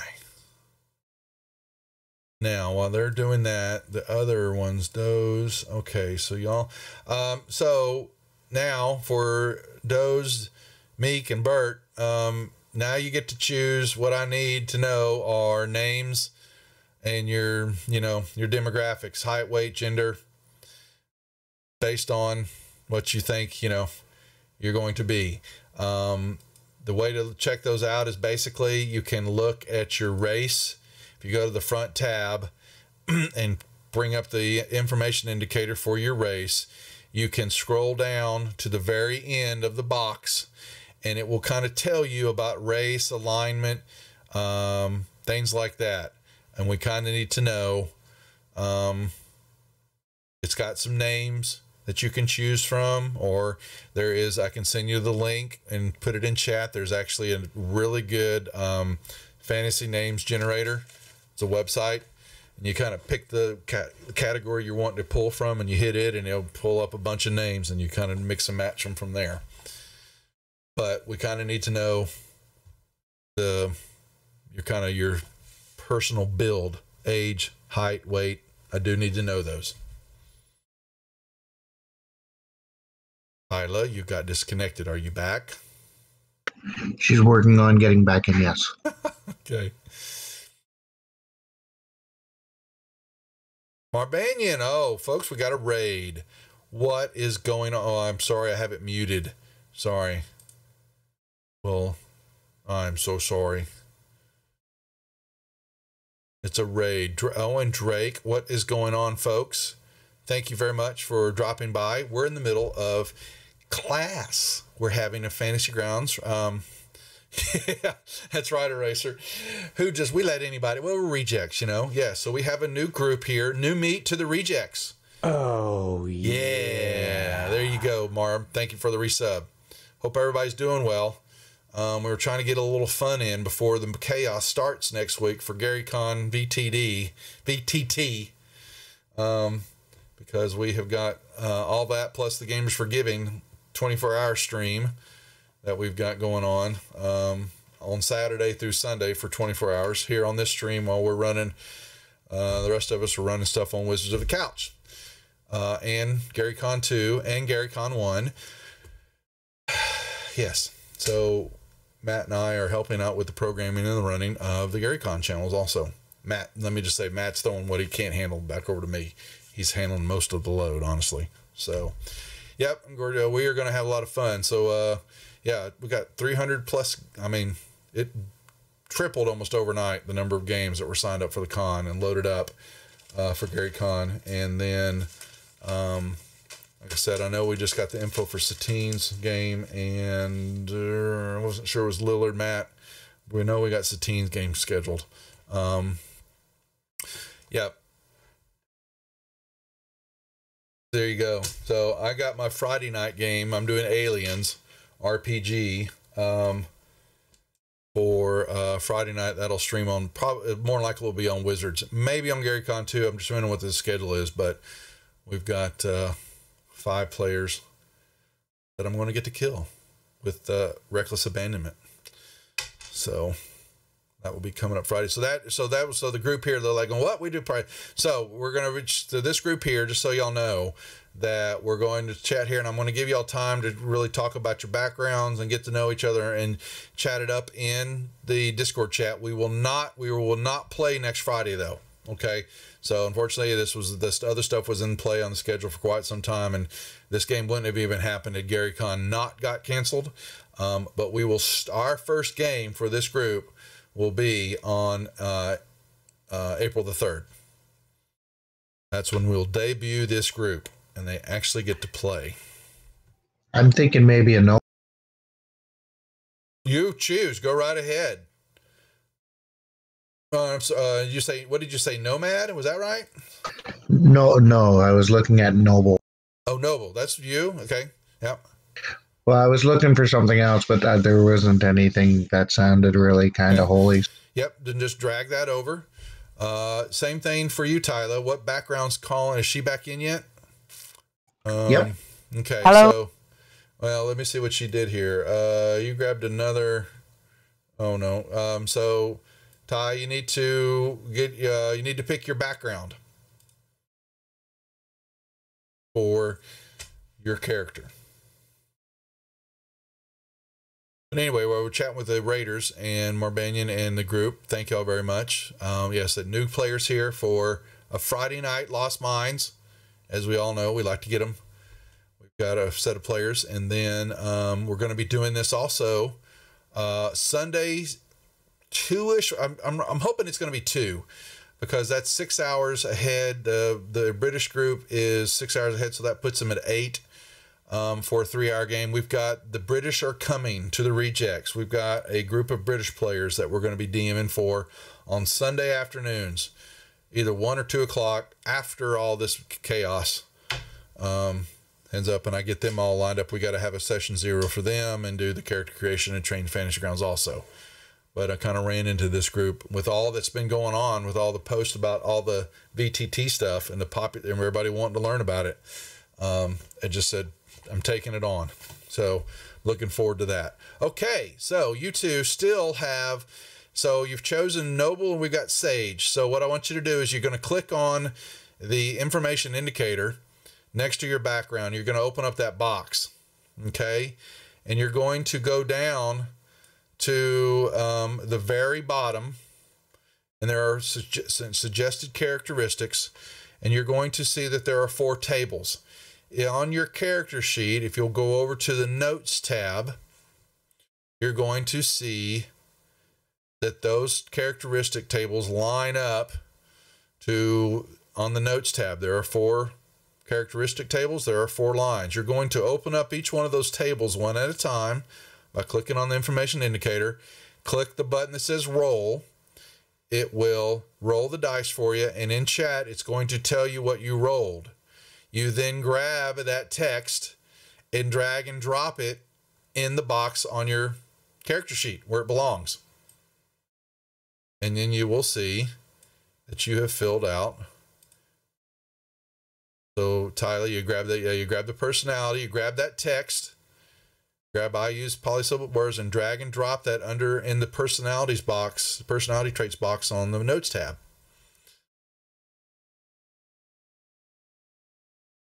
And boom, it fills it in for you.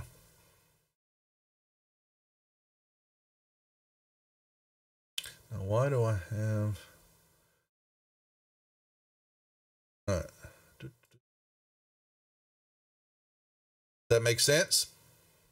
You two, what I'm saying? Makes sense. It's just not working for me. So you rolled it. So you can go over to the chat window, and you when you put put the cursor over the sentence, it doesn't change it to a little hand symbol. Yes. So then click and hold that text, and you start dragging it, and drag and drop it in personality traits on that line on your character sheet. Then let go of it, the mouse. Nope. Really? Okay. Well, then I'll do it for you. We'll just take care of that. Nip that in the bud. Okay. Wow. Thanks, bud. So now you go to so you got personality traits. So now we'll do the ideals. Same thing for you, Devious. If you want to roll them, you rolled personality traits. I don't like to get my hands dirty. Okay, I'll drag that over to yours. So now y'all can roll. All right, Tyler's got her Sage, her ideals. Okay, done. We'll speed this up right along. This is nothing but a thing. All right.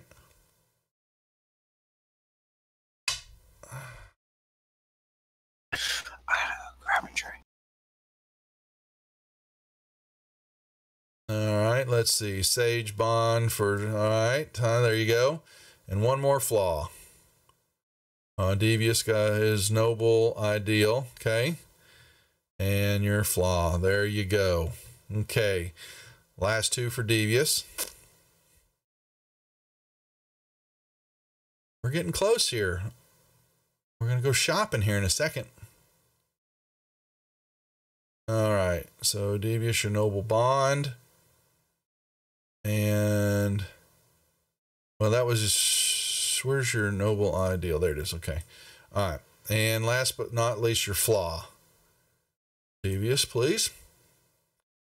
All right. Okay, there you go. Now, for the two of you, you need to put in your gender, age, rate, your height, and stuff like that. And that stuff you can find if you go to the front, you go back to your front of your character sheet, click on your race indicator, and scroll all the way down. It will give you information about your age, your size, alignments, kind of what you need to be. And I need y'all to fill that information in. Plus, all of you go ahead and get your name in for your character. What is your name going to be? I just ended up changing it to Meek. That's fine. Okay. Yep. So I'm good where I'm at, right? You're good. If Dozarian is and you've got your, let me see. You are dialed in. Chaotic. Perfect. Let me fix that now. Me, chaotic, good, chaotic. Is chaotic just straight up, or is it chaotic neutral? There's chaotic neutral. Yeah, okay, that's fine. Okay. I think y'all two are good for the moment. Let me go check. All right, you've got Doze, you've got a choice for language, and Meek, why Aarakocra?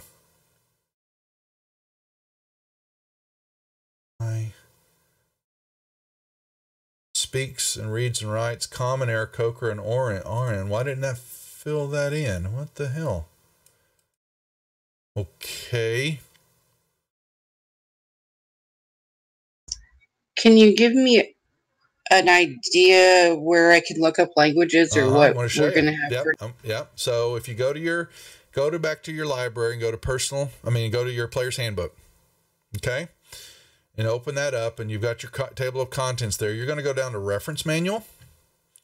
You're going to click on that. It's going to open up a big box with nothing in it.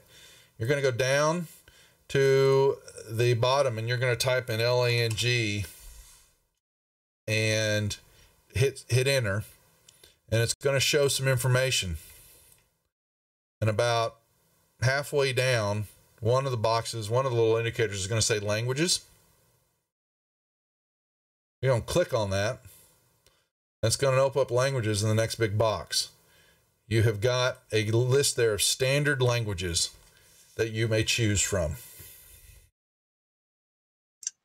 What are we looking for? I mean, on the world you've created, what are some of the local? That's it. The standard languages will tell you what the standard languages of the world are. Okay. And you just need to determine which one sounds interesting that you think you could speak. If you're looking for insight from me, you don't get it. I'm not about to tell you that. This is the fun part of the game. You have no idea what you're going to run into. But for the area of the Sword Coast region and all that, the standard languages are the ones that are there. There are exotic ones down below. I'm not too worried about them right now. The standard ones are the ones that you would know. Okay, 6'2". Okay, so Ty's, she's figuring out hers. Bert, you've got yours. And so, Bert, I thought you didn't do your background rolls. I thought you did. What? Okay. So, Bert, we need to do your pirate rolls.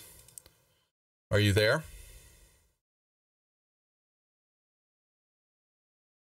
Mad?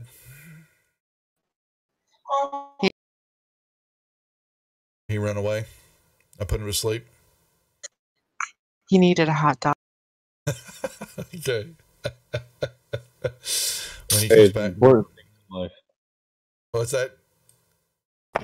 I'm sorry, I'm back. Okay. So we need to do your table rolls. You haven't done those yet. We got to do those, your personality rolls. So if you'll go to your front of your character sheet and open up Pirate for me, please. And scroll all the way down to your suggested characteristic table rolls. You're going to roll those, and they're going to line up. You're going to go to the notes tab on your character sheet. You're going to see that there are 4 spots: personality, traits, ideals, bonds, and flaws. You're going to roll in those tables, and you're going to put those. I'm going to show you, do the first one, and I'm going to show you how you grab the text and drag and drop it. Okay, so grab my friends know, drag that whole sentence and drop it in personality traits on your character's character sheet, please.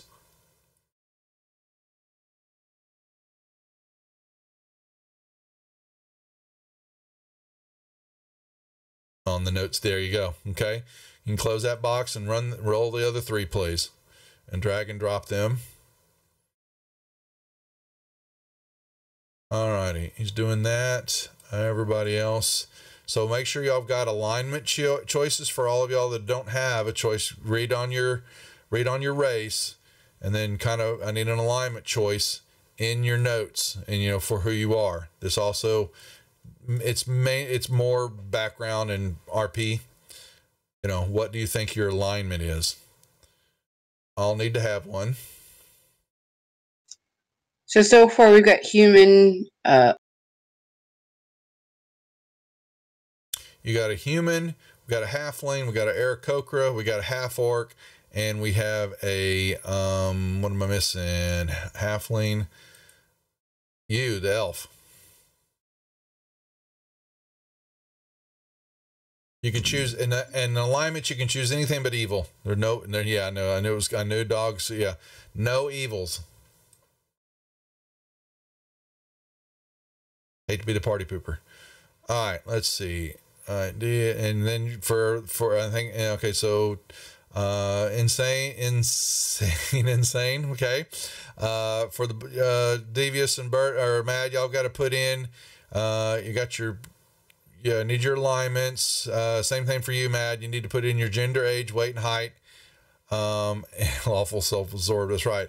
And then I need y'all also to choose what is your name gonna be.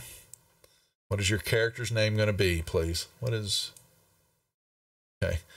Thanks, Wes. I just saw you posted in Discord. I'll take a look at that later. I'll actually probably start looking at this stuff tomorrow while I'm making more overlays.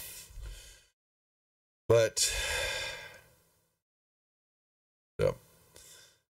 What is your character's name going to be? Then, yeah, Dwarvish. Okay, so you can actually just go. So here, I'll show you. So Doze, if you go to your abilities tab, scroll down to the bottom, you can put your cursor, put it right behind choice, backspace over that, and type in Dwarvish with a capital D. And what did you do? I think you grabbed them all. Oh boy. Elvish, Dwarvish, and you should have, one of those should have been common, I thought, right? Yeah. Hold on, let me fix that for you. Common. What can I spell? All right. Let me fix this for you. Boom. Okay. Now, Meek, I think you... Why did your languages get messed up? Or did they? Let me close your character sheet and open it back up here. It did. I'll fix that, and I'll fix that after we're done. I'll fix your languages. I'm not sure why, but I think you got. Looks like I get one more. Who says? Oh, I said looks like there's an extra line. I get pick another one. It's because you hit enter. Yeah, that's no. You had one. When you hit enter, it'll put an extra line in. Yeah. No, the choice it would tell you, it would say choice. It wouldn't just leave a blank one. Yeah. So you get dwarf common and you elvish common, and you got the choice of an extra one from I'm going to assume your Charlatan. Let's see. Oh, I guess being an elf. Good. Okay. Everybody's. How do I set alignment? You just pick it. What do you? So you want to know what what they are. So I was showing everybody. So let's kind of look at some of y'all get an ability. So like looks like actually Devious gets 2 choice of languages because he's human from his. So you're going to get to choose 2 languages. Bert, you're good. Insane, you get 2 more choices of languages. Doze, you got your pick in, and Meek, I've got to fix yours. But you do get a choice in language. So I'm going to fix this while we're chatting here. Well, no, looks like you got common, Aarakocra, and Orion, Alteran. But do you get another one? Skill checks, no. So your bounty hunter didn't give any more. All right, so let's show you kind of where you can find some stuff. We're going to talk about the languages here. So all of you can go open up your player's handbook in the library. And you're going to open that up, and you're going to go click on reference manual. And when you click on that, it opens a big empty box. Down in the search box, just type in LANG and hit enter. Well, I didn't. What the hell? Where's my reference manual? Okay, there it is. Holy moly. I was like, why didn't that work? LANG. And then scroll about halfway down, and you're going to see, well, yeah, actually a little over halfway down, you're going to see an indicator, an entry that says languages. You can click on that. And it's going to bring up some information about languages, and you're going to look at the standard language box. And these are the extra choices.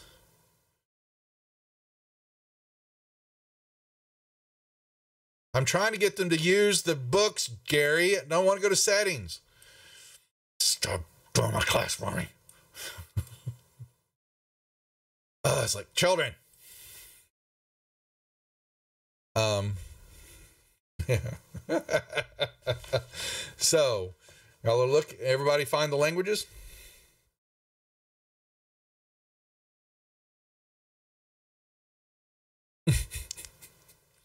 No? Did I lose everybody? I'm putting them to sleep, folks. Oh. So, Yep.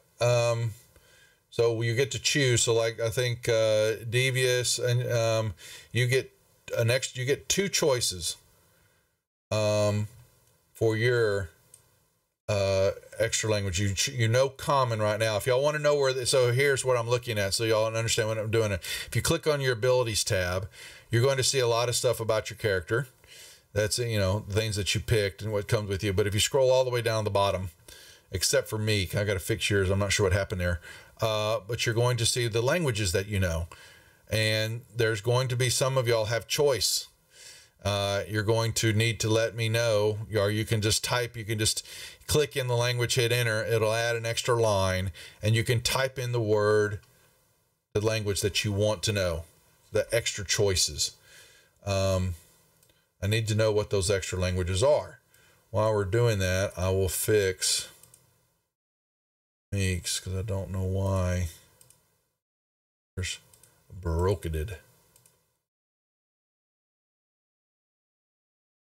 No common. No on. Yeah, I have no idea what happened there. I don't know, so that's fine. It's easy to fix. So, okay, boom. There are your languages. A-A-R-A, Kokra. Okay. So I look at the list of the standard languages? That's right. You can know standard languages. You get a choice of 2 more. You know common, and that's the same thing for you, Insane. Tyler, you get 2 more. You know Halfling and common.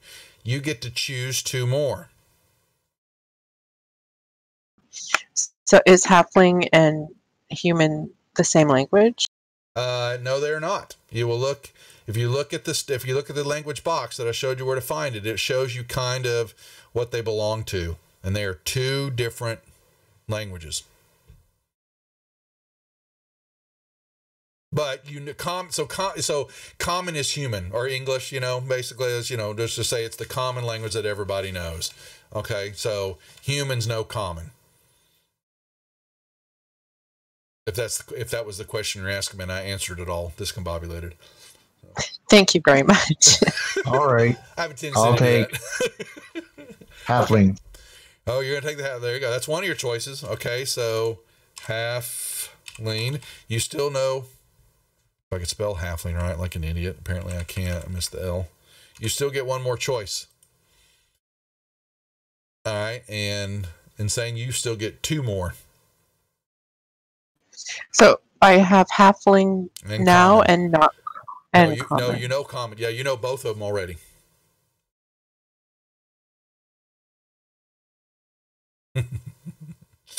Common is human C. Yeah, that's right. So, yeah, you get 2 more, Insane, and Devious, you get 1 more. So how about family? You're going along with family. You're going to want to know Orc then, so you can talk to your half-orc friend. Well, I can talk to them anytime. Yes, you can. All of y'all know common. That is true. Right? I'm like so outnumbered. They're all in the same room. Yeah, they are.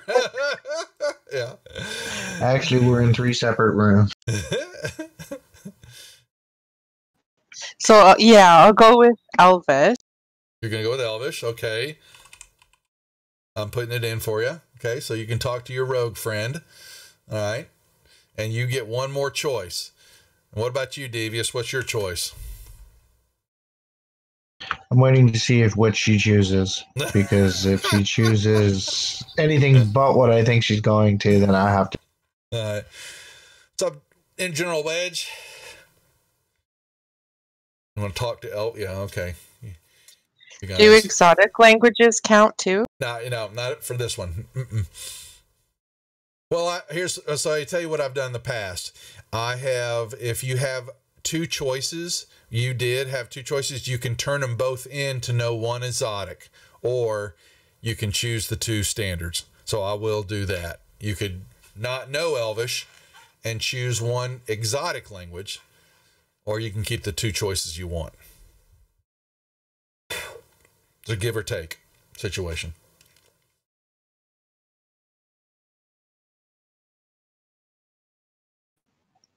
Can I choose Primordial? if you want it, but you won't know Elvish. That's what I'm saying, though. You'll lose Elvish. Okay, no. Keep all of it. Okay. Oh, sorry. We've got Zoltaris coming in for a raid. Hello, folks. Hello, raiders. Zoltaris, hope you all had a good stream. Good to see you. Hope you're getting prepped, and all y'all are getting prepped for next weekend, because it is going to be a good time, but a big deal.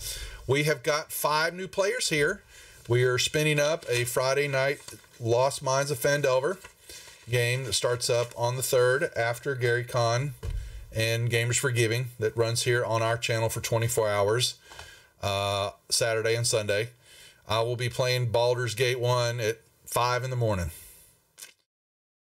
for a while, so we can let Josh sleep. Running Aliens Friday night, Baldur's Gate late Saturday night into Sunday morning. But we have got a full schedule of games now. Looks like we've got everybody seated at the tables for Vampire Masquerade. I know we've got a couple of D&D. We've got King Bashman or Two Kings West is running. Grimcrack Jack, however you say that. Just had to be named tongue tire there. On the channel too. But yes. So next weekend is going to be absolutely crazy. Ceiling. So, Anne, you can hold that heat. So, yes, these characters are going to want that healing potion. We have it. We're still in character creation, Anne. So, we've got some locals here. We've got a Texan. We've got an Oklahomian. And then we've got some Canucks. We've got some Canadians north of the border. That's right. A whole family. Oh, Canada, eh? Yeah, there you go. A full family. I'm cold. So you want me to put it in their inventory? We'll save the card, and we'll let them roll for it. We'll have a pit fighting. They can still. I'll give them the potion. Yes, I wouldn't dream of robbing you of your ability to cash in a card, and not at all. Hell no. But Frank, we do want to talk because the boys have pushed me. We're looking at changing our.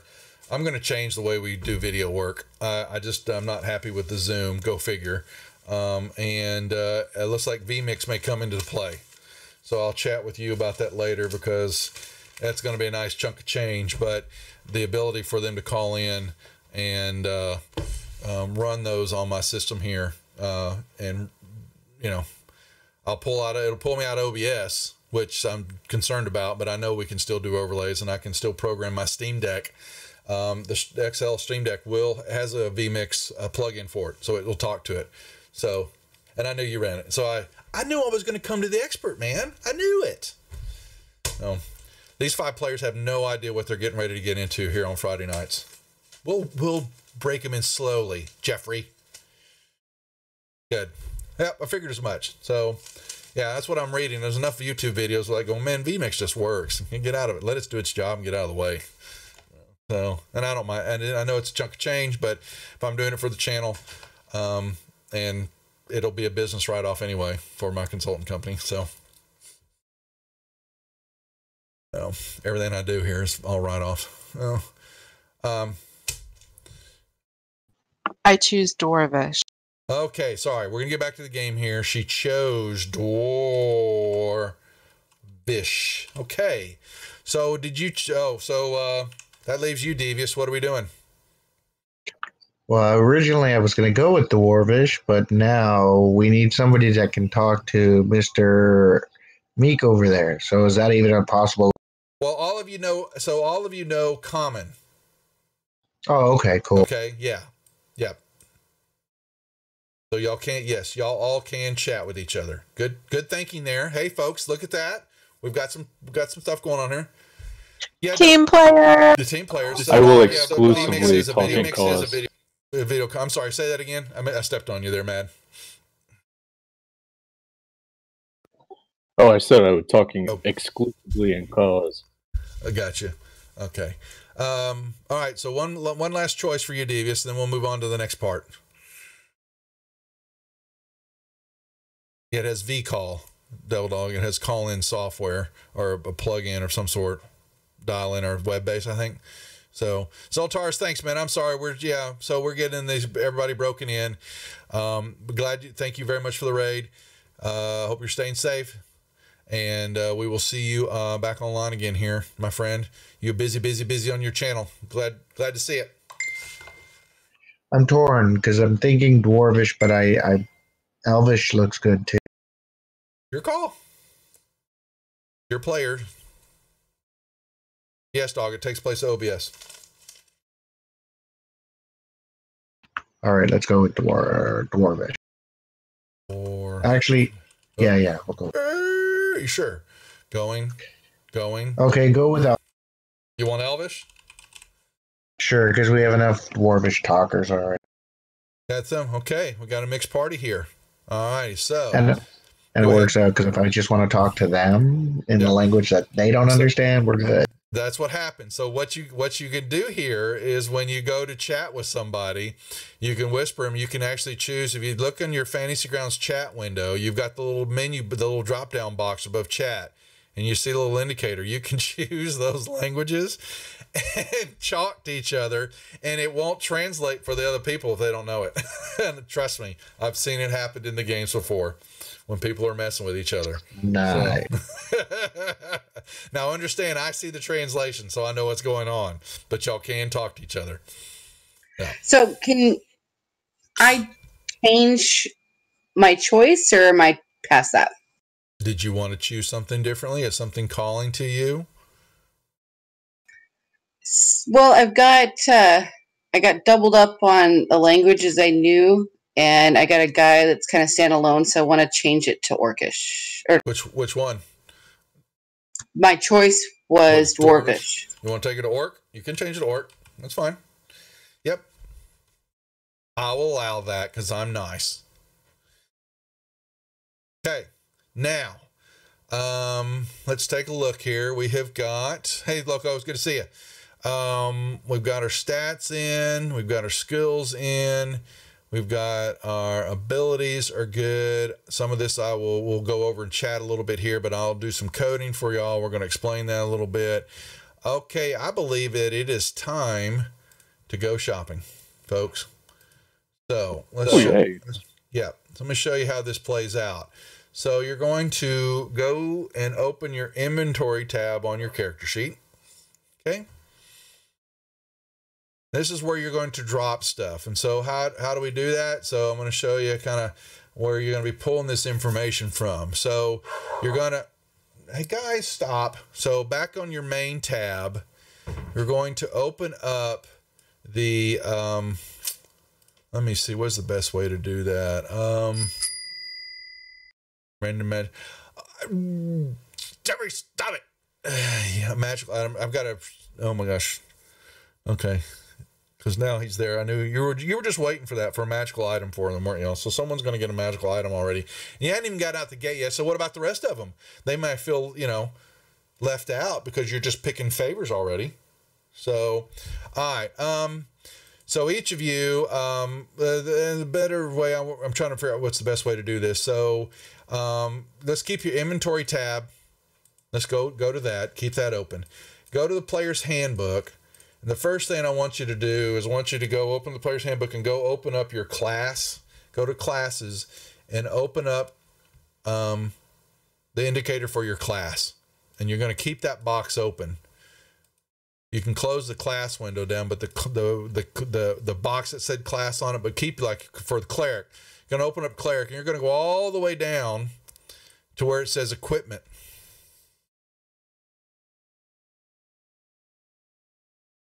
Okay. Okay, so what that's showing you, as let's take him for an example, it shows to start off, you start off with the following equipment, and it's going to say you get a mace or a warhammer. So, okay, well, which one I want? So you decide that. You're going to then go to your players, back over to your player's handbook, and you're going to open up the equipment area. And when you go in there, you're going to see we've got some stuff to choose from. So you're going to see, well, the first one I'm looking at is a weapon. So you're going to open up the weapons table, and you're going to find which of those which of those you want. Do you want a mace or a warhammer? Find that one that you want, grab the information indicator, and drag and drop it in the area where it says equipment.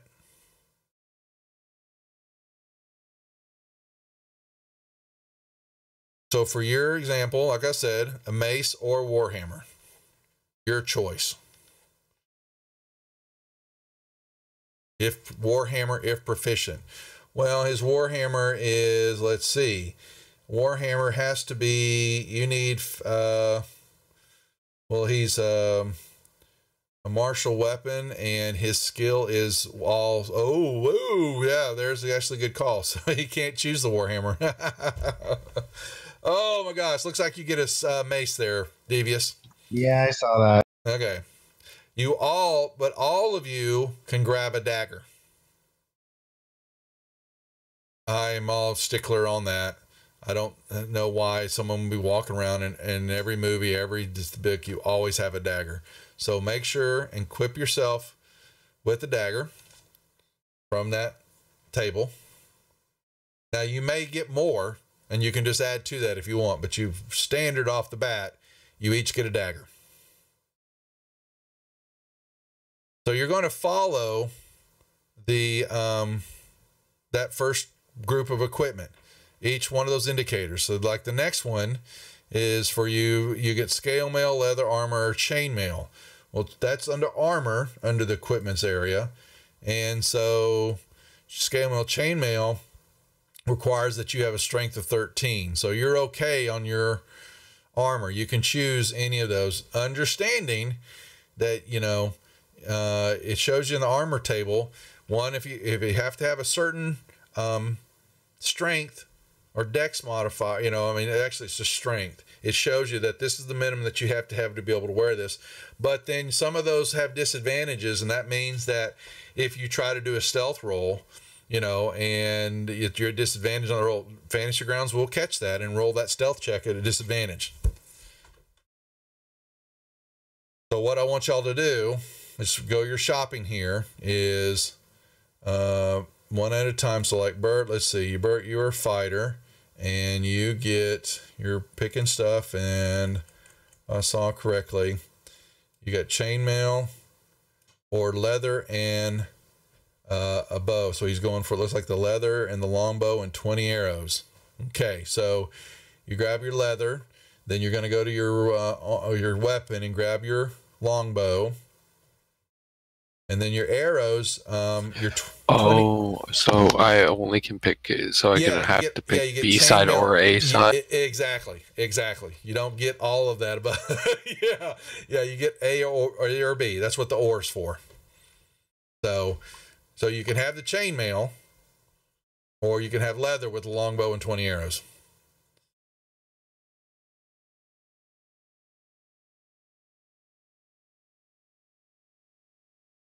So, yep, 20 arrows. Okay, so he's going for the chain shirt is chainmail. I think so. Is that the right? Is that it? I thought it was venturing gear, armor. No, you grab chain shirt. You actually get chain mail. Oh, okay. Yeah, that's you've got the strength, I think. Let me make sure. Yeah, you got 17 strength. Yeah, you definitely forgot about that. So chain mail. But it lets you know that you're not stealthy. It makes a lot of noise. That's what the disadvantage on stealth roll means. Wait, so if I get leather, though, shouldn't I be able to get the 2 of the mature weapons? Well, no, it doesn't. You don't. So the next line, you either choose a martial weapon and a shield, or 2 martial weapons. You don't choose. It's not like a column pick. Each line item is different choices. They don't. If you choose B on the first one, doesn't mean you have to choose B on the second one. You flip back and you can choose whatever you want on each line. Okay, does that make sense? Okay. Yeah.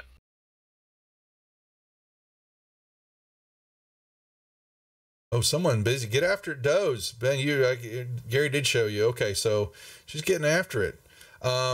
So while you're choosing, so yeah, get all your stuff on those first line from Doze, and there's a couple extra things y'all are going to get to choose. If you since you have the 20 arrows, you also go ahead and give yourself a quiver. It's not standard in the deal.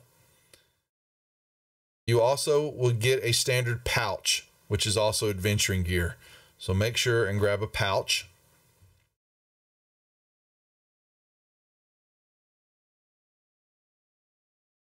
Same thing for you, Meek. If you're choosing through it, you will get a quiver and you will get a pouch.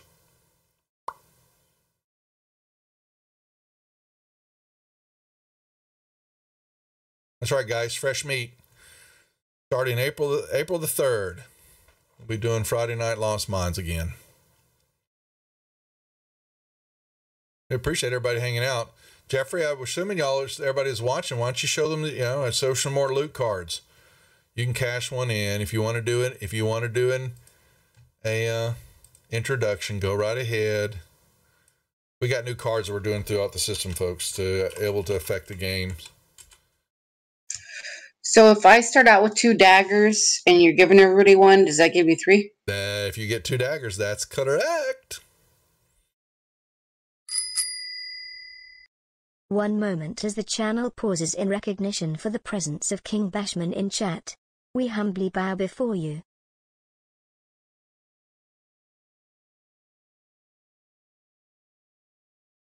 And he'll do that all game long. Well, Loco, talk to King Bashman. Keep on him. Because he's going to be doing Thursday game. We just need a little time. Did you really do it again? 3 chests raffle while I'm in the middle. Okay, fine. We'll do a raffle while they're going through and they're doing their shopping, folks. All right. So let's do it. Are we gonna go ahead? Do we also add the stuff from our backgrounds? You will do that. You will go through. Yes, certainly. You will open up your backgrounds and go through that. And then make sure you give yourself your gold pieces. The number goes in the box, and then the GP goes in the line where it says treasure. Okay, you actually have to manually type that in. All right.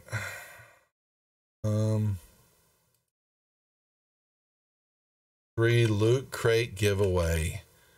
All righty, so folks. You're going to be, everybody gets a ticket. You only get 1 ticket. And you just do exclamation ticket and we'll run this for about 15 minutes and then boom, there's the giveaway. You get yourself exclamation ticket and it's for 3 loot crates for funness. Now, unfortunately, guys, in the game, you don't get to play we don't get to play on your own game. So you'll have to wait for another day if you want to come watch what's going on and participate.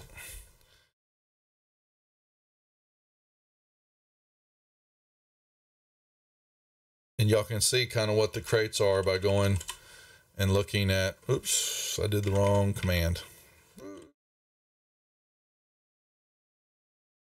Boom. Okay.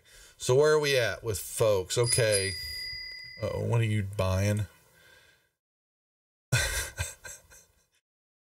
Yeah, he buys them in the billion. And so let me give one to Loco. So you have to tie your, so Loco is not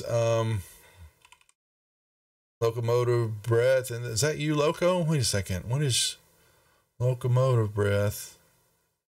Okay, Loco, I think that's you. Icon look funny.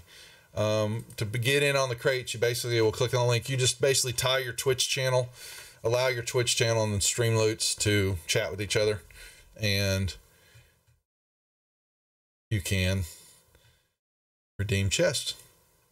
We're having a lot of fun with it. Got a lot planned for these cards. We're going to be doing this also over on the Wizard of the Couch to affect actually games, to interviews.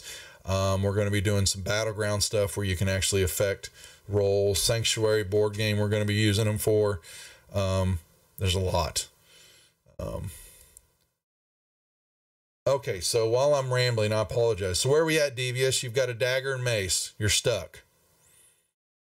Trying to decide between studded leather and medium armor. Okay, well, what I see is scale mail, leather armor. No, that's not you. You're cleric, right? That's correct. Okay, so scale mail, leather armor, or chain mail. Not studded leather. Okay, so then I guess I will go with scale mail. Okay, so, yep. Alrighty. What's the disadvantage of scale mail? That means you're not stealthy.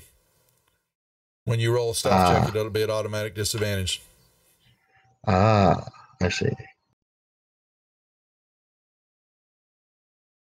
That's weird that chain would keep silent, but scale mail wouldn't.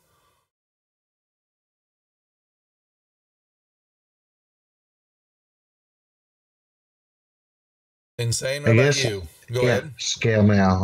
Okay, so yeah, just keep dragging them over. You make the choice, open up armor, grab scale mail, just keep on going through the list. What about you, Insane? How we doing? Now, I think I'm okay. Let me see. You've got a shield. Hold on. You got a shield? What is that, Jeffrey? I'm not looking. Twitter shout out. Okay, I'll give you a Twitter shout out later. Actually, I still owe you one. Where did you get the shield from? What made you want to choose it? Don't I need a shield? Well, you got it. So you can't. Yeah. So right now you get to choose just what's in the list. And sorcerer's really how are you casting spells when you're holding a shield? Good point. So no, you need to. So you've got light crossbow and you got your dagger. So then you've got a components pouch or an arcane focus, and so that's your next choice. So hold on. Let's get this out of here. And you don't get the leather armor. You don't get yeah. She's just going to town. She's just like, I'm gonna have this. I'm gonna have this, and no. So yeah, you said go shopping. Yeah, so you have a list that you get to choose from. You have a you have a list, your shopping list. How do I find that list again? Okay, so you actually go open up your class. You go to open up cleric and then scroll down to the equipment area. It will tell you what you can and can't have. Well, it's basically showing you a list of choices, either A, B, or sometimes even C. So like we're saying, you got your light crossbow, but you need to grab 20 bolts. So 20 bolts is in if you go back to your equipments area, you've got several tables there. Adventuring gear is listed there. And adventuring gear in the very top, you will see your ammo. You need to grab the 20 bolt item and drag and drop that into your inventory.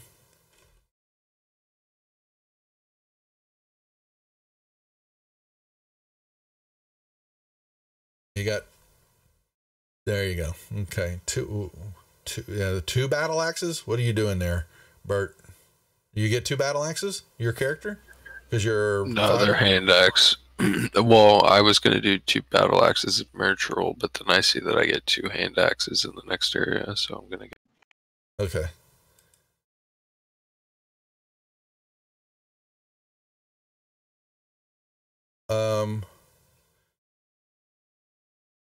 Okay. Swinging 2 battle axes. Boy. How are we doing on what's our Dream Elements? Where are we at on the giveaway? At 15 minutes. Where do I find bolt? You'll get your gold when you do your when you go to your backgrounds, your inventory. Let's get you through the first group, your first I think she was meaning like the bolt. Oh, the bolt. I thought you said gold. Okay, like I said, so no, go back to the equipments area. Go back to equipment and your library and your player's handbook. Okay. Mm-hmm. And then adventuring gear. Open that one up. Got it. Okay. Yep. And then you grab the 20 crossbow bolts and drag and drop.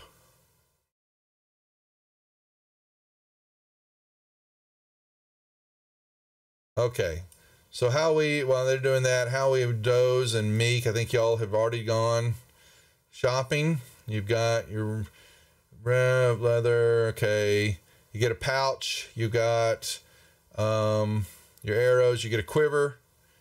And you got a quiver. Now, you got 20 packs of arrows? Boy, how'd you get, what are you doing over there, Doze? You got 20 packs of arrows? Or are you just going to town shopping? Yeah, I think you're going to town shopping too. Oh, you are. No, it's I messed up. It's 2 10-packs. Oh, it's just 20. Yeah, no, the arrows. There should be just one big 20. Yeah, so you're fine there. Yeah, and you got your quiver, and all your stuff from you. If you've done your background, Meek, did you do your background shopping too? I did. I just haven't added the gold because I don't know where to add that at. That's down below. So down below inventory, it says treasure. Okay. The first box, yep. And then you type in GP. There you go. Now you've got your gold. Okay. So now you've got your pouches while they're still, because I'll go back through and help them. You've got everything in there. Looks like you've done shopping. You will have 10. Now, if you see in the dark, you have dark vision, you don't have to carry the torches. It's whether you want to have them or not, because you don't, you honestly don't need them. Eric Coker needs them, but like Doze, you don't need them. It's up to you. You will always, so you make sure to change your amount of rations to 10. And you have to deal. Okay. You also will all get 1 healing potion. That's in your adventuring gear. You may grab that healing potion and drag and drop it in your inventory.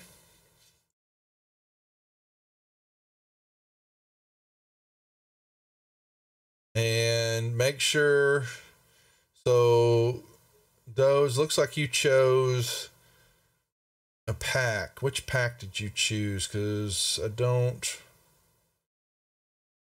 Was that It was from Chaotic, or no, it was from let me see your you get a burglar's pack. That's probably the one you chose. Okay, yeah. So you get the burglar's pack. You'll get a couple extra items. I normally tell everybody to pick the explorer's pack. Y'all shot past, which is fine, because it's really got more of the stuff that you chose. You need a bedroll. You need a mess kit. You got no way to eat. So, if you want to clear it, I can start it over. No. You can grab. So there's just a few extra things you could have, and so because I'm going to give because some of those packs got a lot more stuff in them than I think you would need coming out of the gate. But so make sure that you fill out that you're going to have the mess kit, a bedroll. I've got tinder boxes, water skins. Okay. Basically, standard traveling gear, So an explorer's pack is better to go with than a priest pack? Yeah, well, so you're gonna. So what I normally do in that, if you want the priest pack, then you can get the extra items that would come in the explorer's pack, just so you know. Okay. Okay. Okay. And like Meek's instance, he could have had. So he chose the explorer's pack, but was there?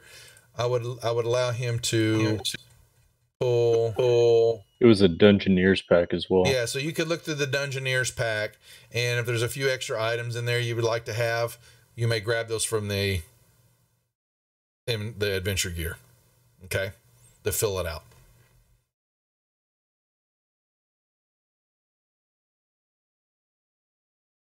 Now, let's see how you guys are doing. So you got mace, we've got scale mail.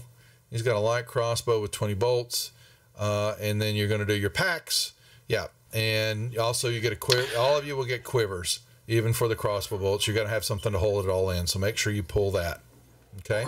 Rations for how many days? 10 rations. Always have 10. Okay. You just changed it to 2. Oh, do I have to change the torches to 10 as well? Yeah, always 10 torches, 10 rations. You just type clickings, it's at 10. You could, yeah, there you go. Okay. Insane, looks like you're stuck. Trying to figure something out? Yeah, I'm just lost at this point. Okay, no. So let's go back. So let me pull up your sorcerer. All right. So we're going to go back down to your equipment list. So let's go to your inventory. So your first choice was a light crossbow and 20 bolts or simple melee weapon. And so you've got your crossbow. Very good. Then we're going to look at, you get a components pouch or arcane focus. And so when you go look at the adventuring gear, they're going to tell you, basically, the differences between the two is a component pouch is basically, do you want to be able to carry, when you're casting spells, they have components with them. They have the ingredients to make the spell work. And are you going to be that one of the spellcaster that's carrying that all around, worried about the components pouch? Or do you want just what's called an arcane focus, which basically negates the component pouch? It's just something that you carry around with you as a little emblem or something like that. That's where all your power comes from. Which one do you want? I'll go with the focus. There you go. So basically you go down to the, that's going to be under tools, I believe, isn't it? Where is arcane focus? No, it's under adventuring gear. Where? I missed it. I went too fast. Okay, so open up adventuring gear and go to the second grouping. It says arcane focus. Choose one of those and drag and drop it in your inventory.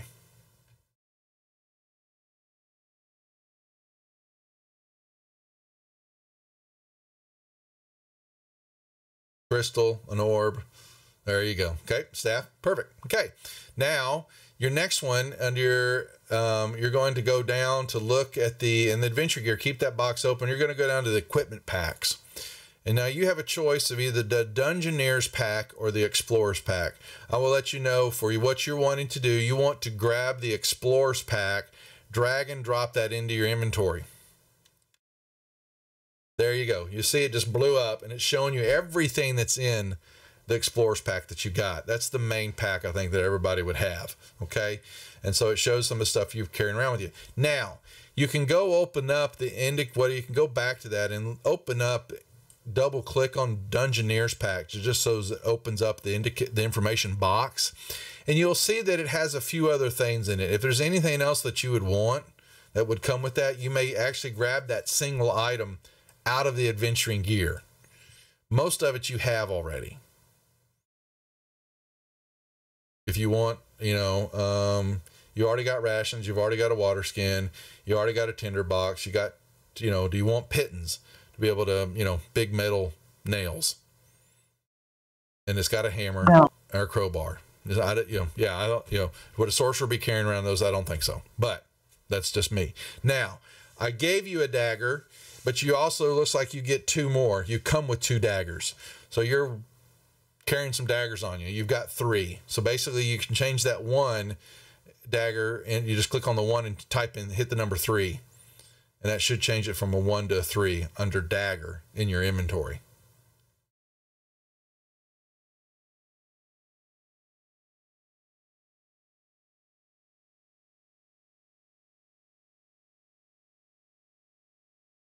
No?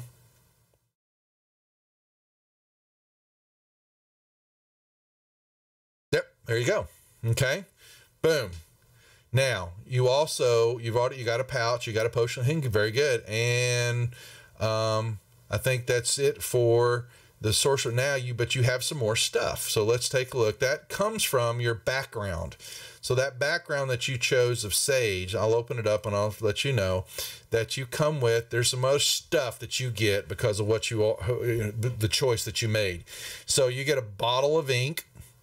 So under your adventuring gear, if you'll go down to the standard items, you'll go find, I think it's just ink, an ink bottle, 1 ounce bottle.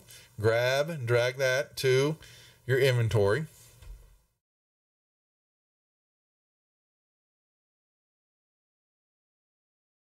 You get a quill.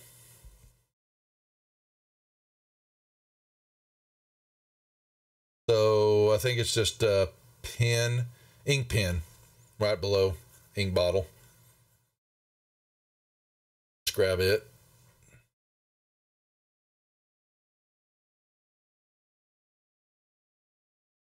Okay, you get a small knife. I think it's just knife right above there, or below there, sorry. A letter from a dead colleague posing a question you have not able to been answer. So basically scroll down to where it says paper, one sheet. Grab that and drag that into your inventory. Okay, we'll talk about that off camera here, what that question may be that's posed to you. You get a set of common clothes. So you're going to go up to where it says clothes, comma, common. You're going to drag that. So you've got some clothes, regular clothes you're wearing. Okay, and a belt pouch, which you've already got the pouch. Uh-oh, someone just alerted me to something. Inspiration card, rolled a 4 for Kyler. Well, I get inspiration. We're not doing that yet. You're going to have to hold on to that, Jeff. We're not doing cards yet. And then down below, you've got your inventory. You're good now. Down below where it says treasure. In the first box there, you're going to put the word 10. I mean the number 10. Let's type that in. In the box? In that box, yeah. Down below where it says treasure, there's some little boxes there. Yeah.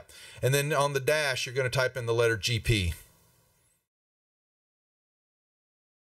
Okay. Yep. Now it's tracking your gold. Boom. You're done. You have now gone shopping and gotten pretty much everything that you need. But we're not done. There's more. Okay, so Bert, it looks like you've gone shopping. So you do the same thing. You need to open up your pirate background, and you've got some equipment still to go through. And same thing for you, Devious. Are you done? So you need to figure out what, yeah, you haven't chosen your pack yet, it looks like. So grab the Explorers pack. Okay, so yeah, you're going to want the Explorers pack, because here's one. So you also, because you get a shield and a holy symbol. So you need, I would say, grab the Explorers pack, drag and drop that into your inventory, grab a shield. That's going to be out of, I think that's going to be an armor.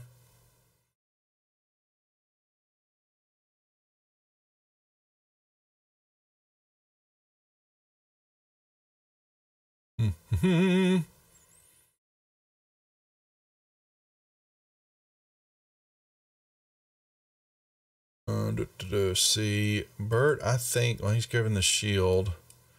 You're a half-orc fighter. You are done almost. Okay, so we got the shield, and you get a holy symbol. That's going to be under adventuring gear at the top. About how well you're going to go past the ammunition, arcane photos, down there, holy symbol. You get an emblem or a reliquary. Most people pick emblem, and they attach it to their shield. Yeah, I'll do that. Yeah, just grab emblem. I'll modify it in the inventory to say it's attached to the shield. So, you know, so now you have your holy symbol always out and about with, you know, when you need to use it for stuff like turn undead, things like that. All right, while we're watching, we got, we'll close the giveaway here. We're going to draw a winner. Eraser, you won 3 loot crates. Eraser, way to go. So, now for that to happen though, are you Eraser? But I think you need to go. Yeah, so what's first for me to be able to give it to you, Eraser, you need to go to Loot Crates there and just link your Twitch account to the system so they can track you. You'll do that.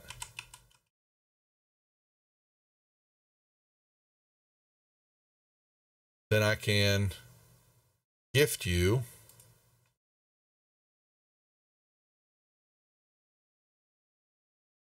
let me know when you've done that, and then I can give you your crates. Now, You got your emblem in. Okay. And same thing with it. So you can go open up the priest pack now, Devious. If you scroll down on your adventuring gear table, go down to priest pack. And if you would like, you know, some of the, you know, the censer, the vestments, things like, you know, a few things you have, you can pull those from the adventuring gear, the single items. Okay, I will look into that now. Okay, you'll do that while I'm handling this. So now, while he's doing that, Meek, let's go back to what we're going on here. So, okay, you're dialed in. You are a ranger, first level. And what have you got? So you've got favorite enemy and natural explorer. So under your abilities tab, if you'll go to that, favorite enemy, you need to choose one.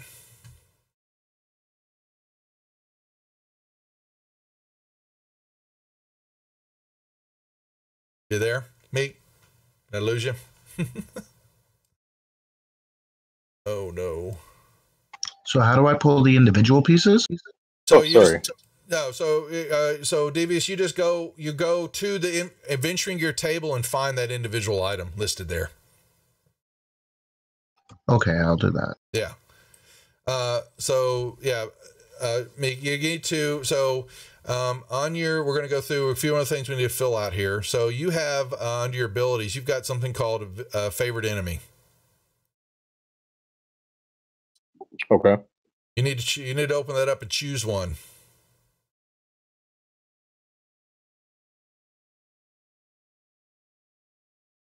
Choose what that is and just go up to where it says favorite enemy, and in parentheses behind that type in what that group is. Okay.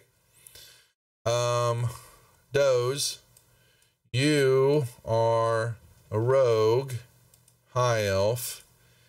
What have you got coming to you? You have got expertise, sneak attack, and thieves' cant. So I think I got a program sneak attack for you.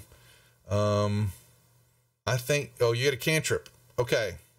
So those, you get to choose a cantrip from the wizard spell list. So here's how you do that. You're going to go to the player's handbook.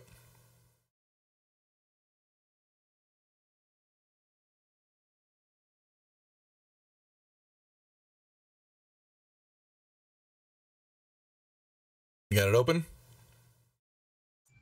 Yeah, I'm looking through the wizard spells. Spells, there you go. It's cantrips. Through the cantrip wizard spell. Yeah. That first box, the first grouping of them. You get one of those. When you choose it, you're going to drag that spell to the bottom under. You're going to go to the actions tab. You're going to drag it below the line item, but where your weapons are at. There's an open area there. You're going to drag that cantrip information and drag and drop it and leave it there, and it will throw the cantrip in to your deal. Okay. Who's next? The easier ones. Bert, you are. Are you still Are you done shopping? Mad. Uh-oh. Looks like we lost him. Oops.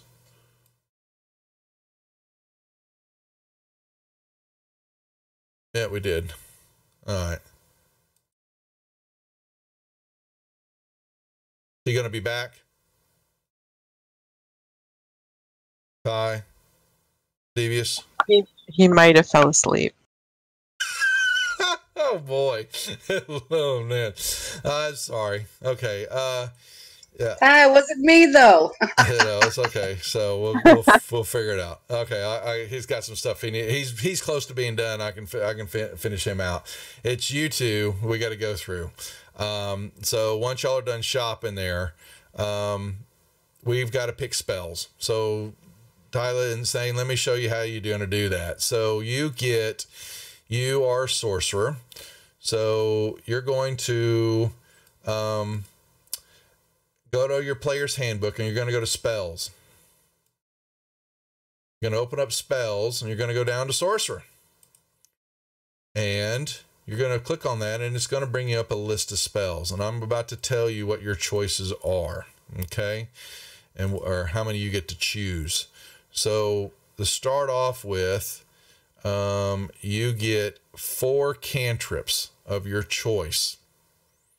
So what that means is you're going to, on your actions tab, you're going to go over there. Here, let me run it. So you're going to pick 4. You're going to look at that list of cantrips, and you can read through them. Just click on the little information indicator.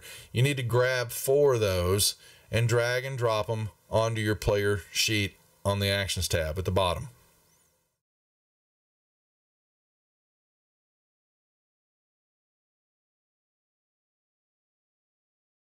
That's fine, man. He won't be able to get in my system. Yeah. So since I chose a favorite enemy, it says I also learn their language? Yep. Right. Right.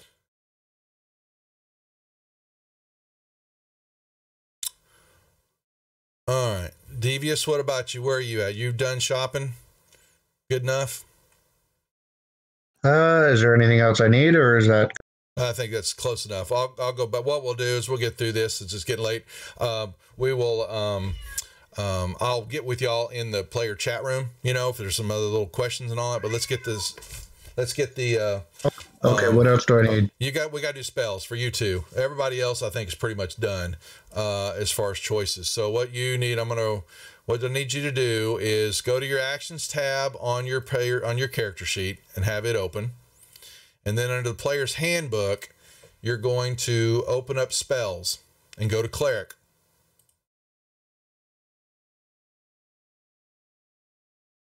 All right. And a cleric is going to start off with 3 cantrips. So what you need to do is you need to look at those cantrips and drag 3 of them over, the ones you want, into your player sheet.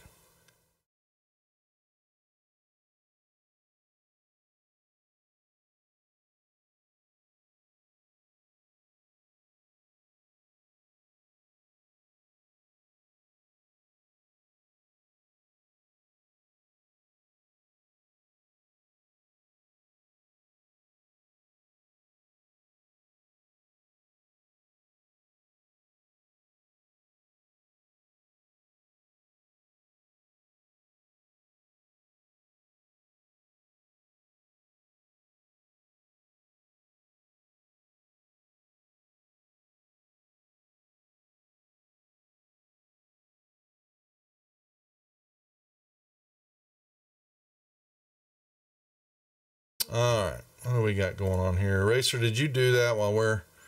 Sorry, let me give Tim those 3 chests.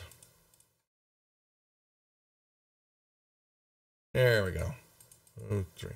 Boom. All done.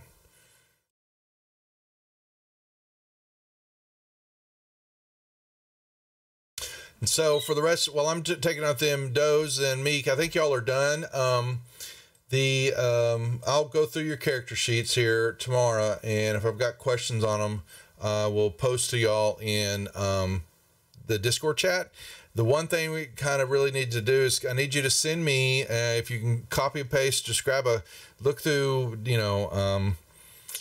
some postings and all that. I've got, I'll send y'all some player portraits. Basically, I just kind of give you an idea of what your character is going to kind of look like, if you've got an idea of what you think you may look like, you can send me a picture of it. Just message me in Discord what it may look like, and then I've got a whole listing or grouping of pictures and all that I can pull from, and it'll be your character's portrait, basically how it'll show up on Fantasy Grounds. But outside of that, I think I've got y'all done.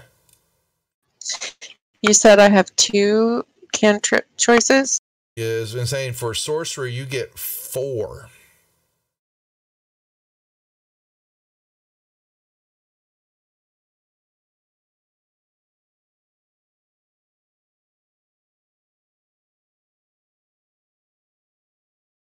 Do you choose make your favorite enemy, Tyler? I'm sorry, you said what now? Did you choose your favorite enemy? Oh yeah, I chose dragons because they're like glorified birds, so he doesn't like that. Okay. All right, I will put dragons there, and that means you know Draconic. And when you gain this, you'll also learn one language of your choice. Okay, so boom. All right, what is he cashing in now? I didn't see it. Don't forget magic item and potion roll. Jeff, I'll do it later. I'll get to it. So, I'll message it me. Make sure you put it there. I'll send it to him. So we'll get that taken care of. Didn't plan on going this this late, so got bogged down a little bit here. Okay, so okay, got the 3. What about you, Insane? You got your cantrip? You're still reading over them. I like Chill Touch. Okay, so you're gonna grab that. You're gonna grab that cantrip. You grab the indicator and drag and drop it onto your actions tab at the bottom of the page. Drag that little symbol and drop it onto your actions tab.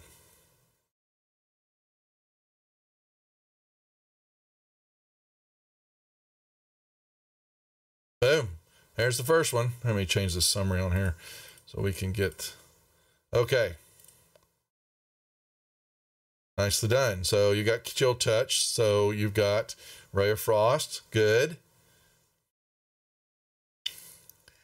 Get 2 more.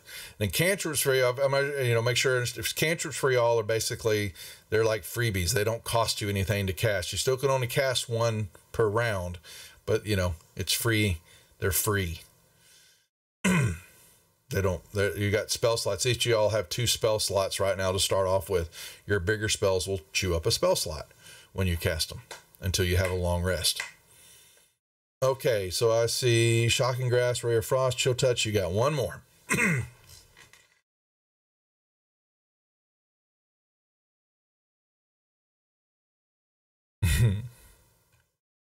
Hello, Sandman. Good to see y'all. Doing a little bit of a long session of character creation, but that's what we're here for. Okay, Strew Strike. Okay, so Sorcerer. Now, on your spell casting, let me... see, you got the 4 cantrips. You get Sorcerer table. Yes, I know that. You start with 2 first level spells that you know of your choice. So on the Sorcerer spell list, you go down to first level. 2 of them you get to pull over and do the same thing. Drag and drop them down there on the bottom of your page, and they will show up. Okay, and as a cleric? Cleric, you get, now yours is a little bit different, and clerics kind of know more stuff, but you're going to know, you kind of know all the spells, but what you want to pick is the ones you have prepared is the number of cleric spells equal to your wisdom modifier plus your level. So right now, your wisdom modifier is 3 plus your level is 4. So you need to grab 4 cleric spells from the list and drag and drop them to the bottom of the characters on the actions tab.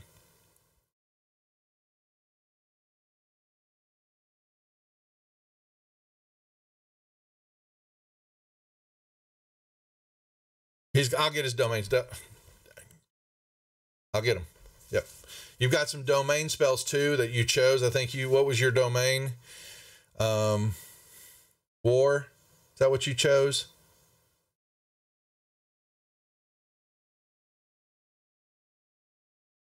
Devious. Didn't you? Sorry, what was your domain? What was your domain? Your cleric domain? What did you choose for that? War domain. Yeah. Okay. Yeah. You get a couple more spells from that too. I just want you to pick the 3, what would we say? How many was that? The 4 spells, the 4 cleric spells that you would know. And you also get... Where would I find those? Is that just from that list of the... Yeah. From the cleric spells, you're going to go down to the first level. Okay, so I need the first 4 of the first level spell. That's correct. Yep. And I just gave you your 2 war domain ones. So if you look on your actions tab, you're going to see 2 there. Those 2 you already get for free.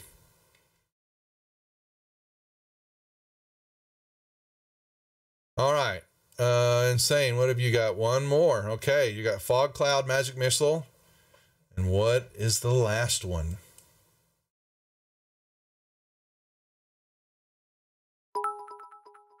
Anonymous Cheer. Thank you for the 10 bits. We're making a long evening here, keeping them up past their bedtime. Okay, Burning Hands. Okay, I think we are done with you, Insane. It sounds like a breakup. No, sorry. Now, hear me explain. So you got a little bit, while he's choosing that, no, you're fine. So Sorcerer Origin, describe your innate magical powers. I'm going to be asking you some, so tomorrow, make sure, I'll pay attention to the Discord chat room, the private room. There's going to be a couple of questions I'm going to be asking you, because like your Sorceress Origin, you have a choice to make. Whether it's going to be, well, did you choose that already? Maybe you did. Whether you're Draconic, Bloodline, Wild Magic, or Storm Sorcery. What's Tides of Chaos? You can manipulate the forces of chaos to gain advantage on one attack roll, check, or fate. When you do so, okay. That's wild. So you're going to have some fun. We're going to have, yeah, I know. I haven't had a sorcerer in quite a while. It's the wild magic. Okay. So for you, sometimes your spell's going to backfire. And we have a wild magic table. And sometimes that backfires good. Sometimes that backfires bad. Sometimes that backfires just silliness. And there's a table that we will roll against from time to time when that backfires. And it's called Wild Magic Surge. Okay. And you're, being a halfling and the sorcerer. Oh my, we never know what's going to happen, but there's a couple of questions that I will send to you in chat tomorrow, just that I'll need you to get clarification on. All of y'all probably will get that from me sometime during this weekend as I fill out a few other things, but I just want you to know about that. You also have Lucky. So on any time you roll a 1, you get to re-roll it. Your Nimbleness lets you jump through things, yeah, and you're Brave, which, I forgot what Brave does. You have advantage on being frightened. Okay. So I think that for you, Insane, you are good. You have answered the questions. We didn't get a chance to do a session 0. We may do that on the 3rd, is get kind of some backstory. Kind of what I would need to do is kind of introduce y'all to how Fantasy Girls works. We didn't get to that because this took a little bit longer than planned, but that's fine. I need you though. So if you don't know what some of this stuff is, since we disconnect, you'll lose access to the game. I will make a PDF of each of y'all's characters. And I will send that to you in Discord tomorrow so you can go Google what these little pieces mean. So you can get a little bit understanding of what Lucky means, Nimbleness, Brave, so you know ahead of time, about your character. Because it's going to be 2 weeks before we meet. It'll have your spells on there so you can check your spells and understand how they are. Any questions from you, Insane? Not right now. Okay. Thank you for everything, though. Okay. It takes a little work to get up, but we'll get the game going. And also, don't forget, I need to if you want to look at Google what halfling sorcerers might look like and find a couple pictures and copy them and send them to me. I have plenty of, like I said, of portraits, and I will find one and send it over to you as examples of ones that we can use on stream. And then we'll have that.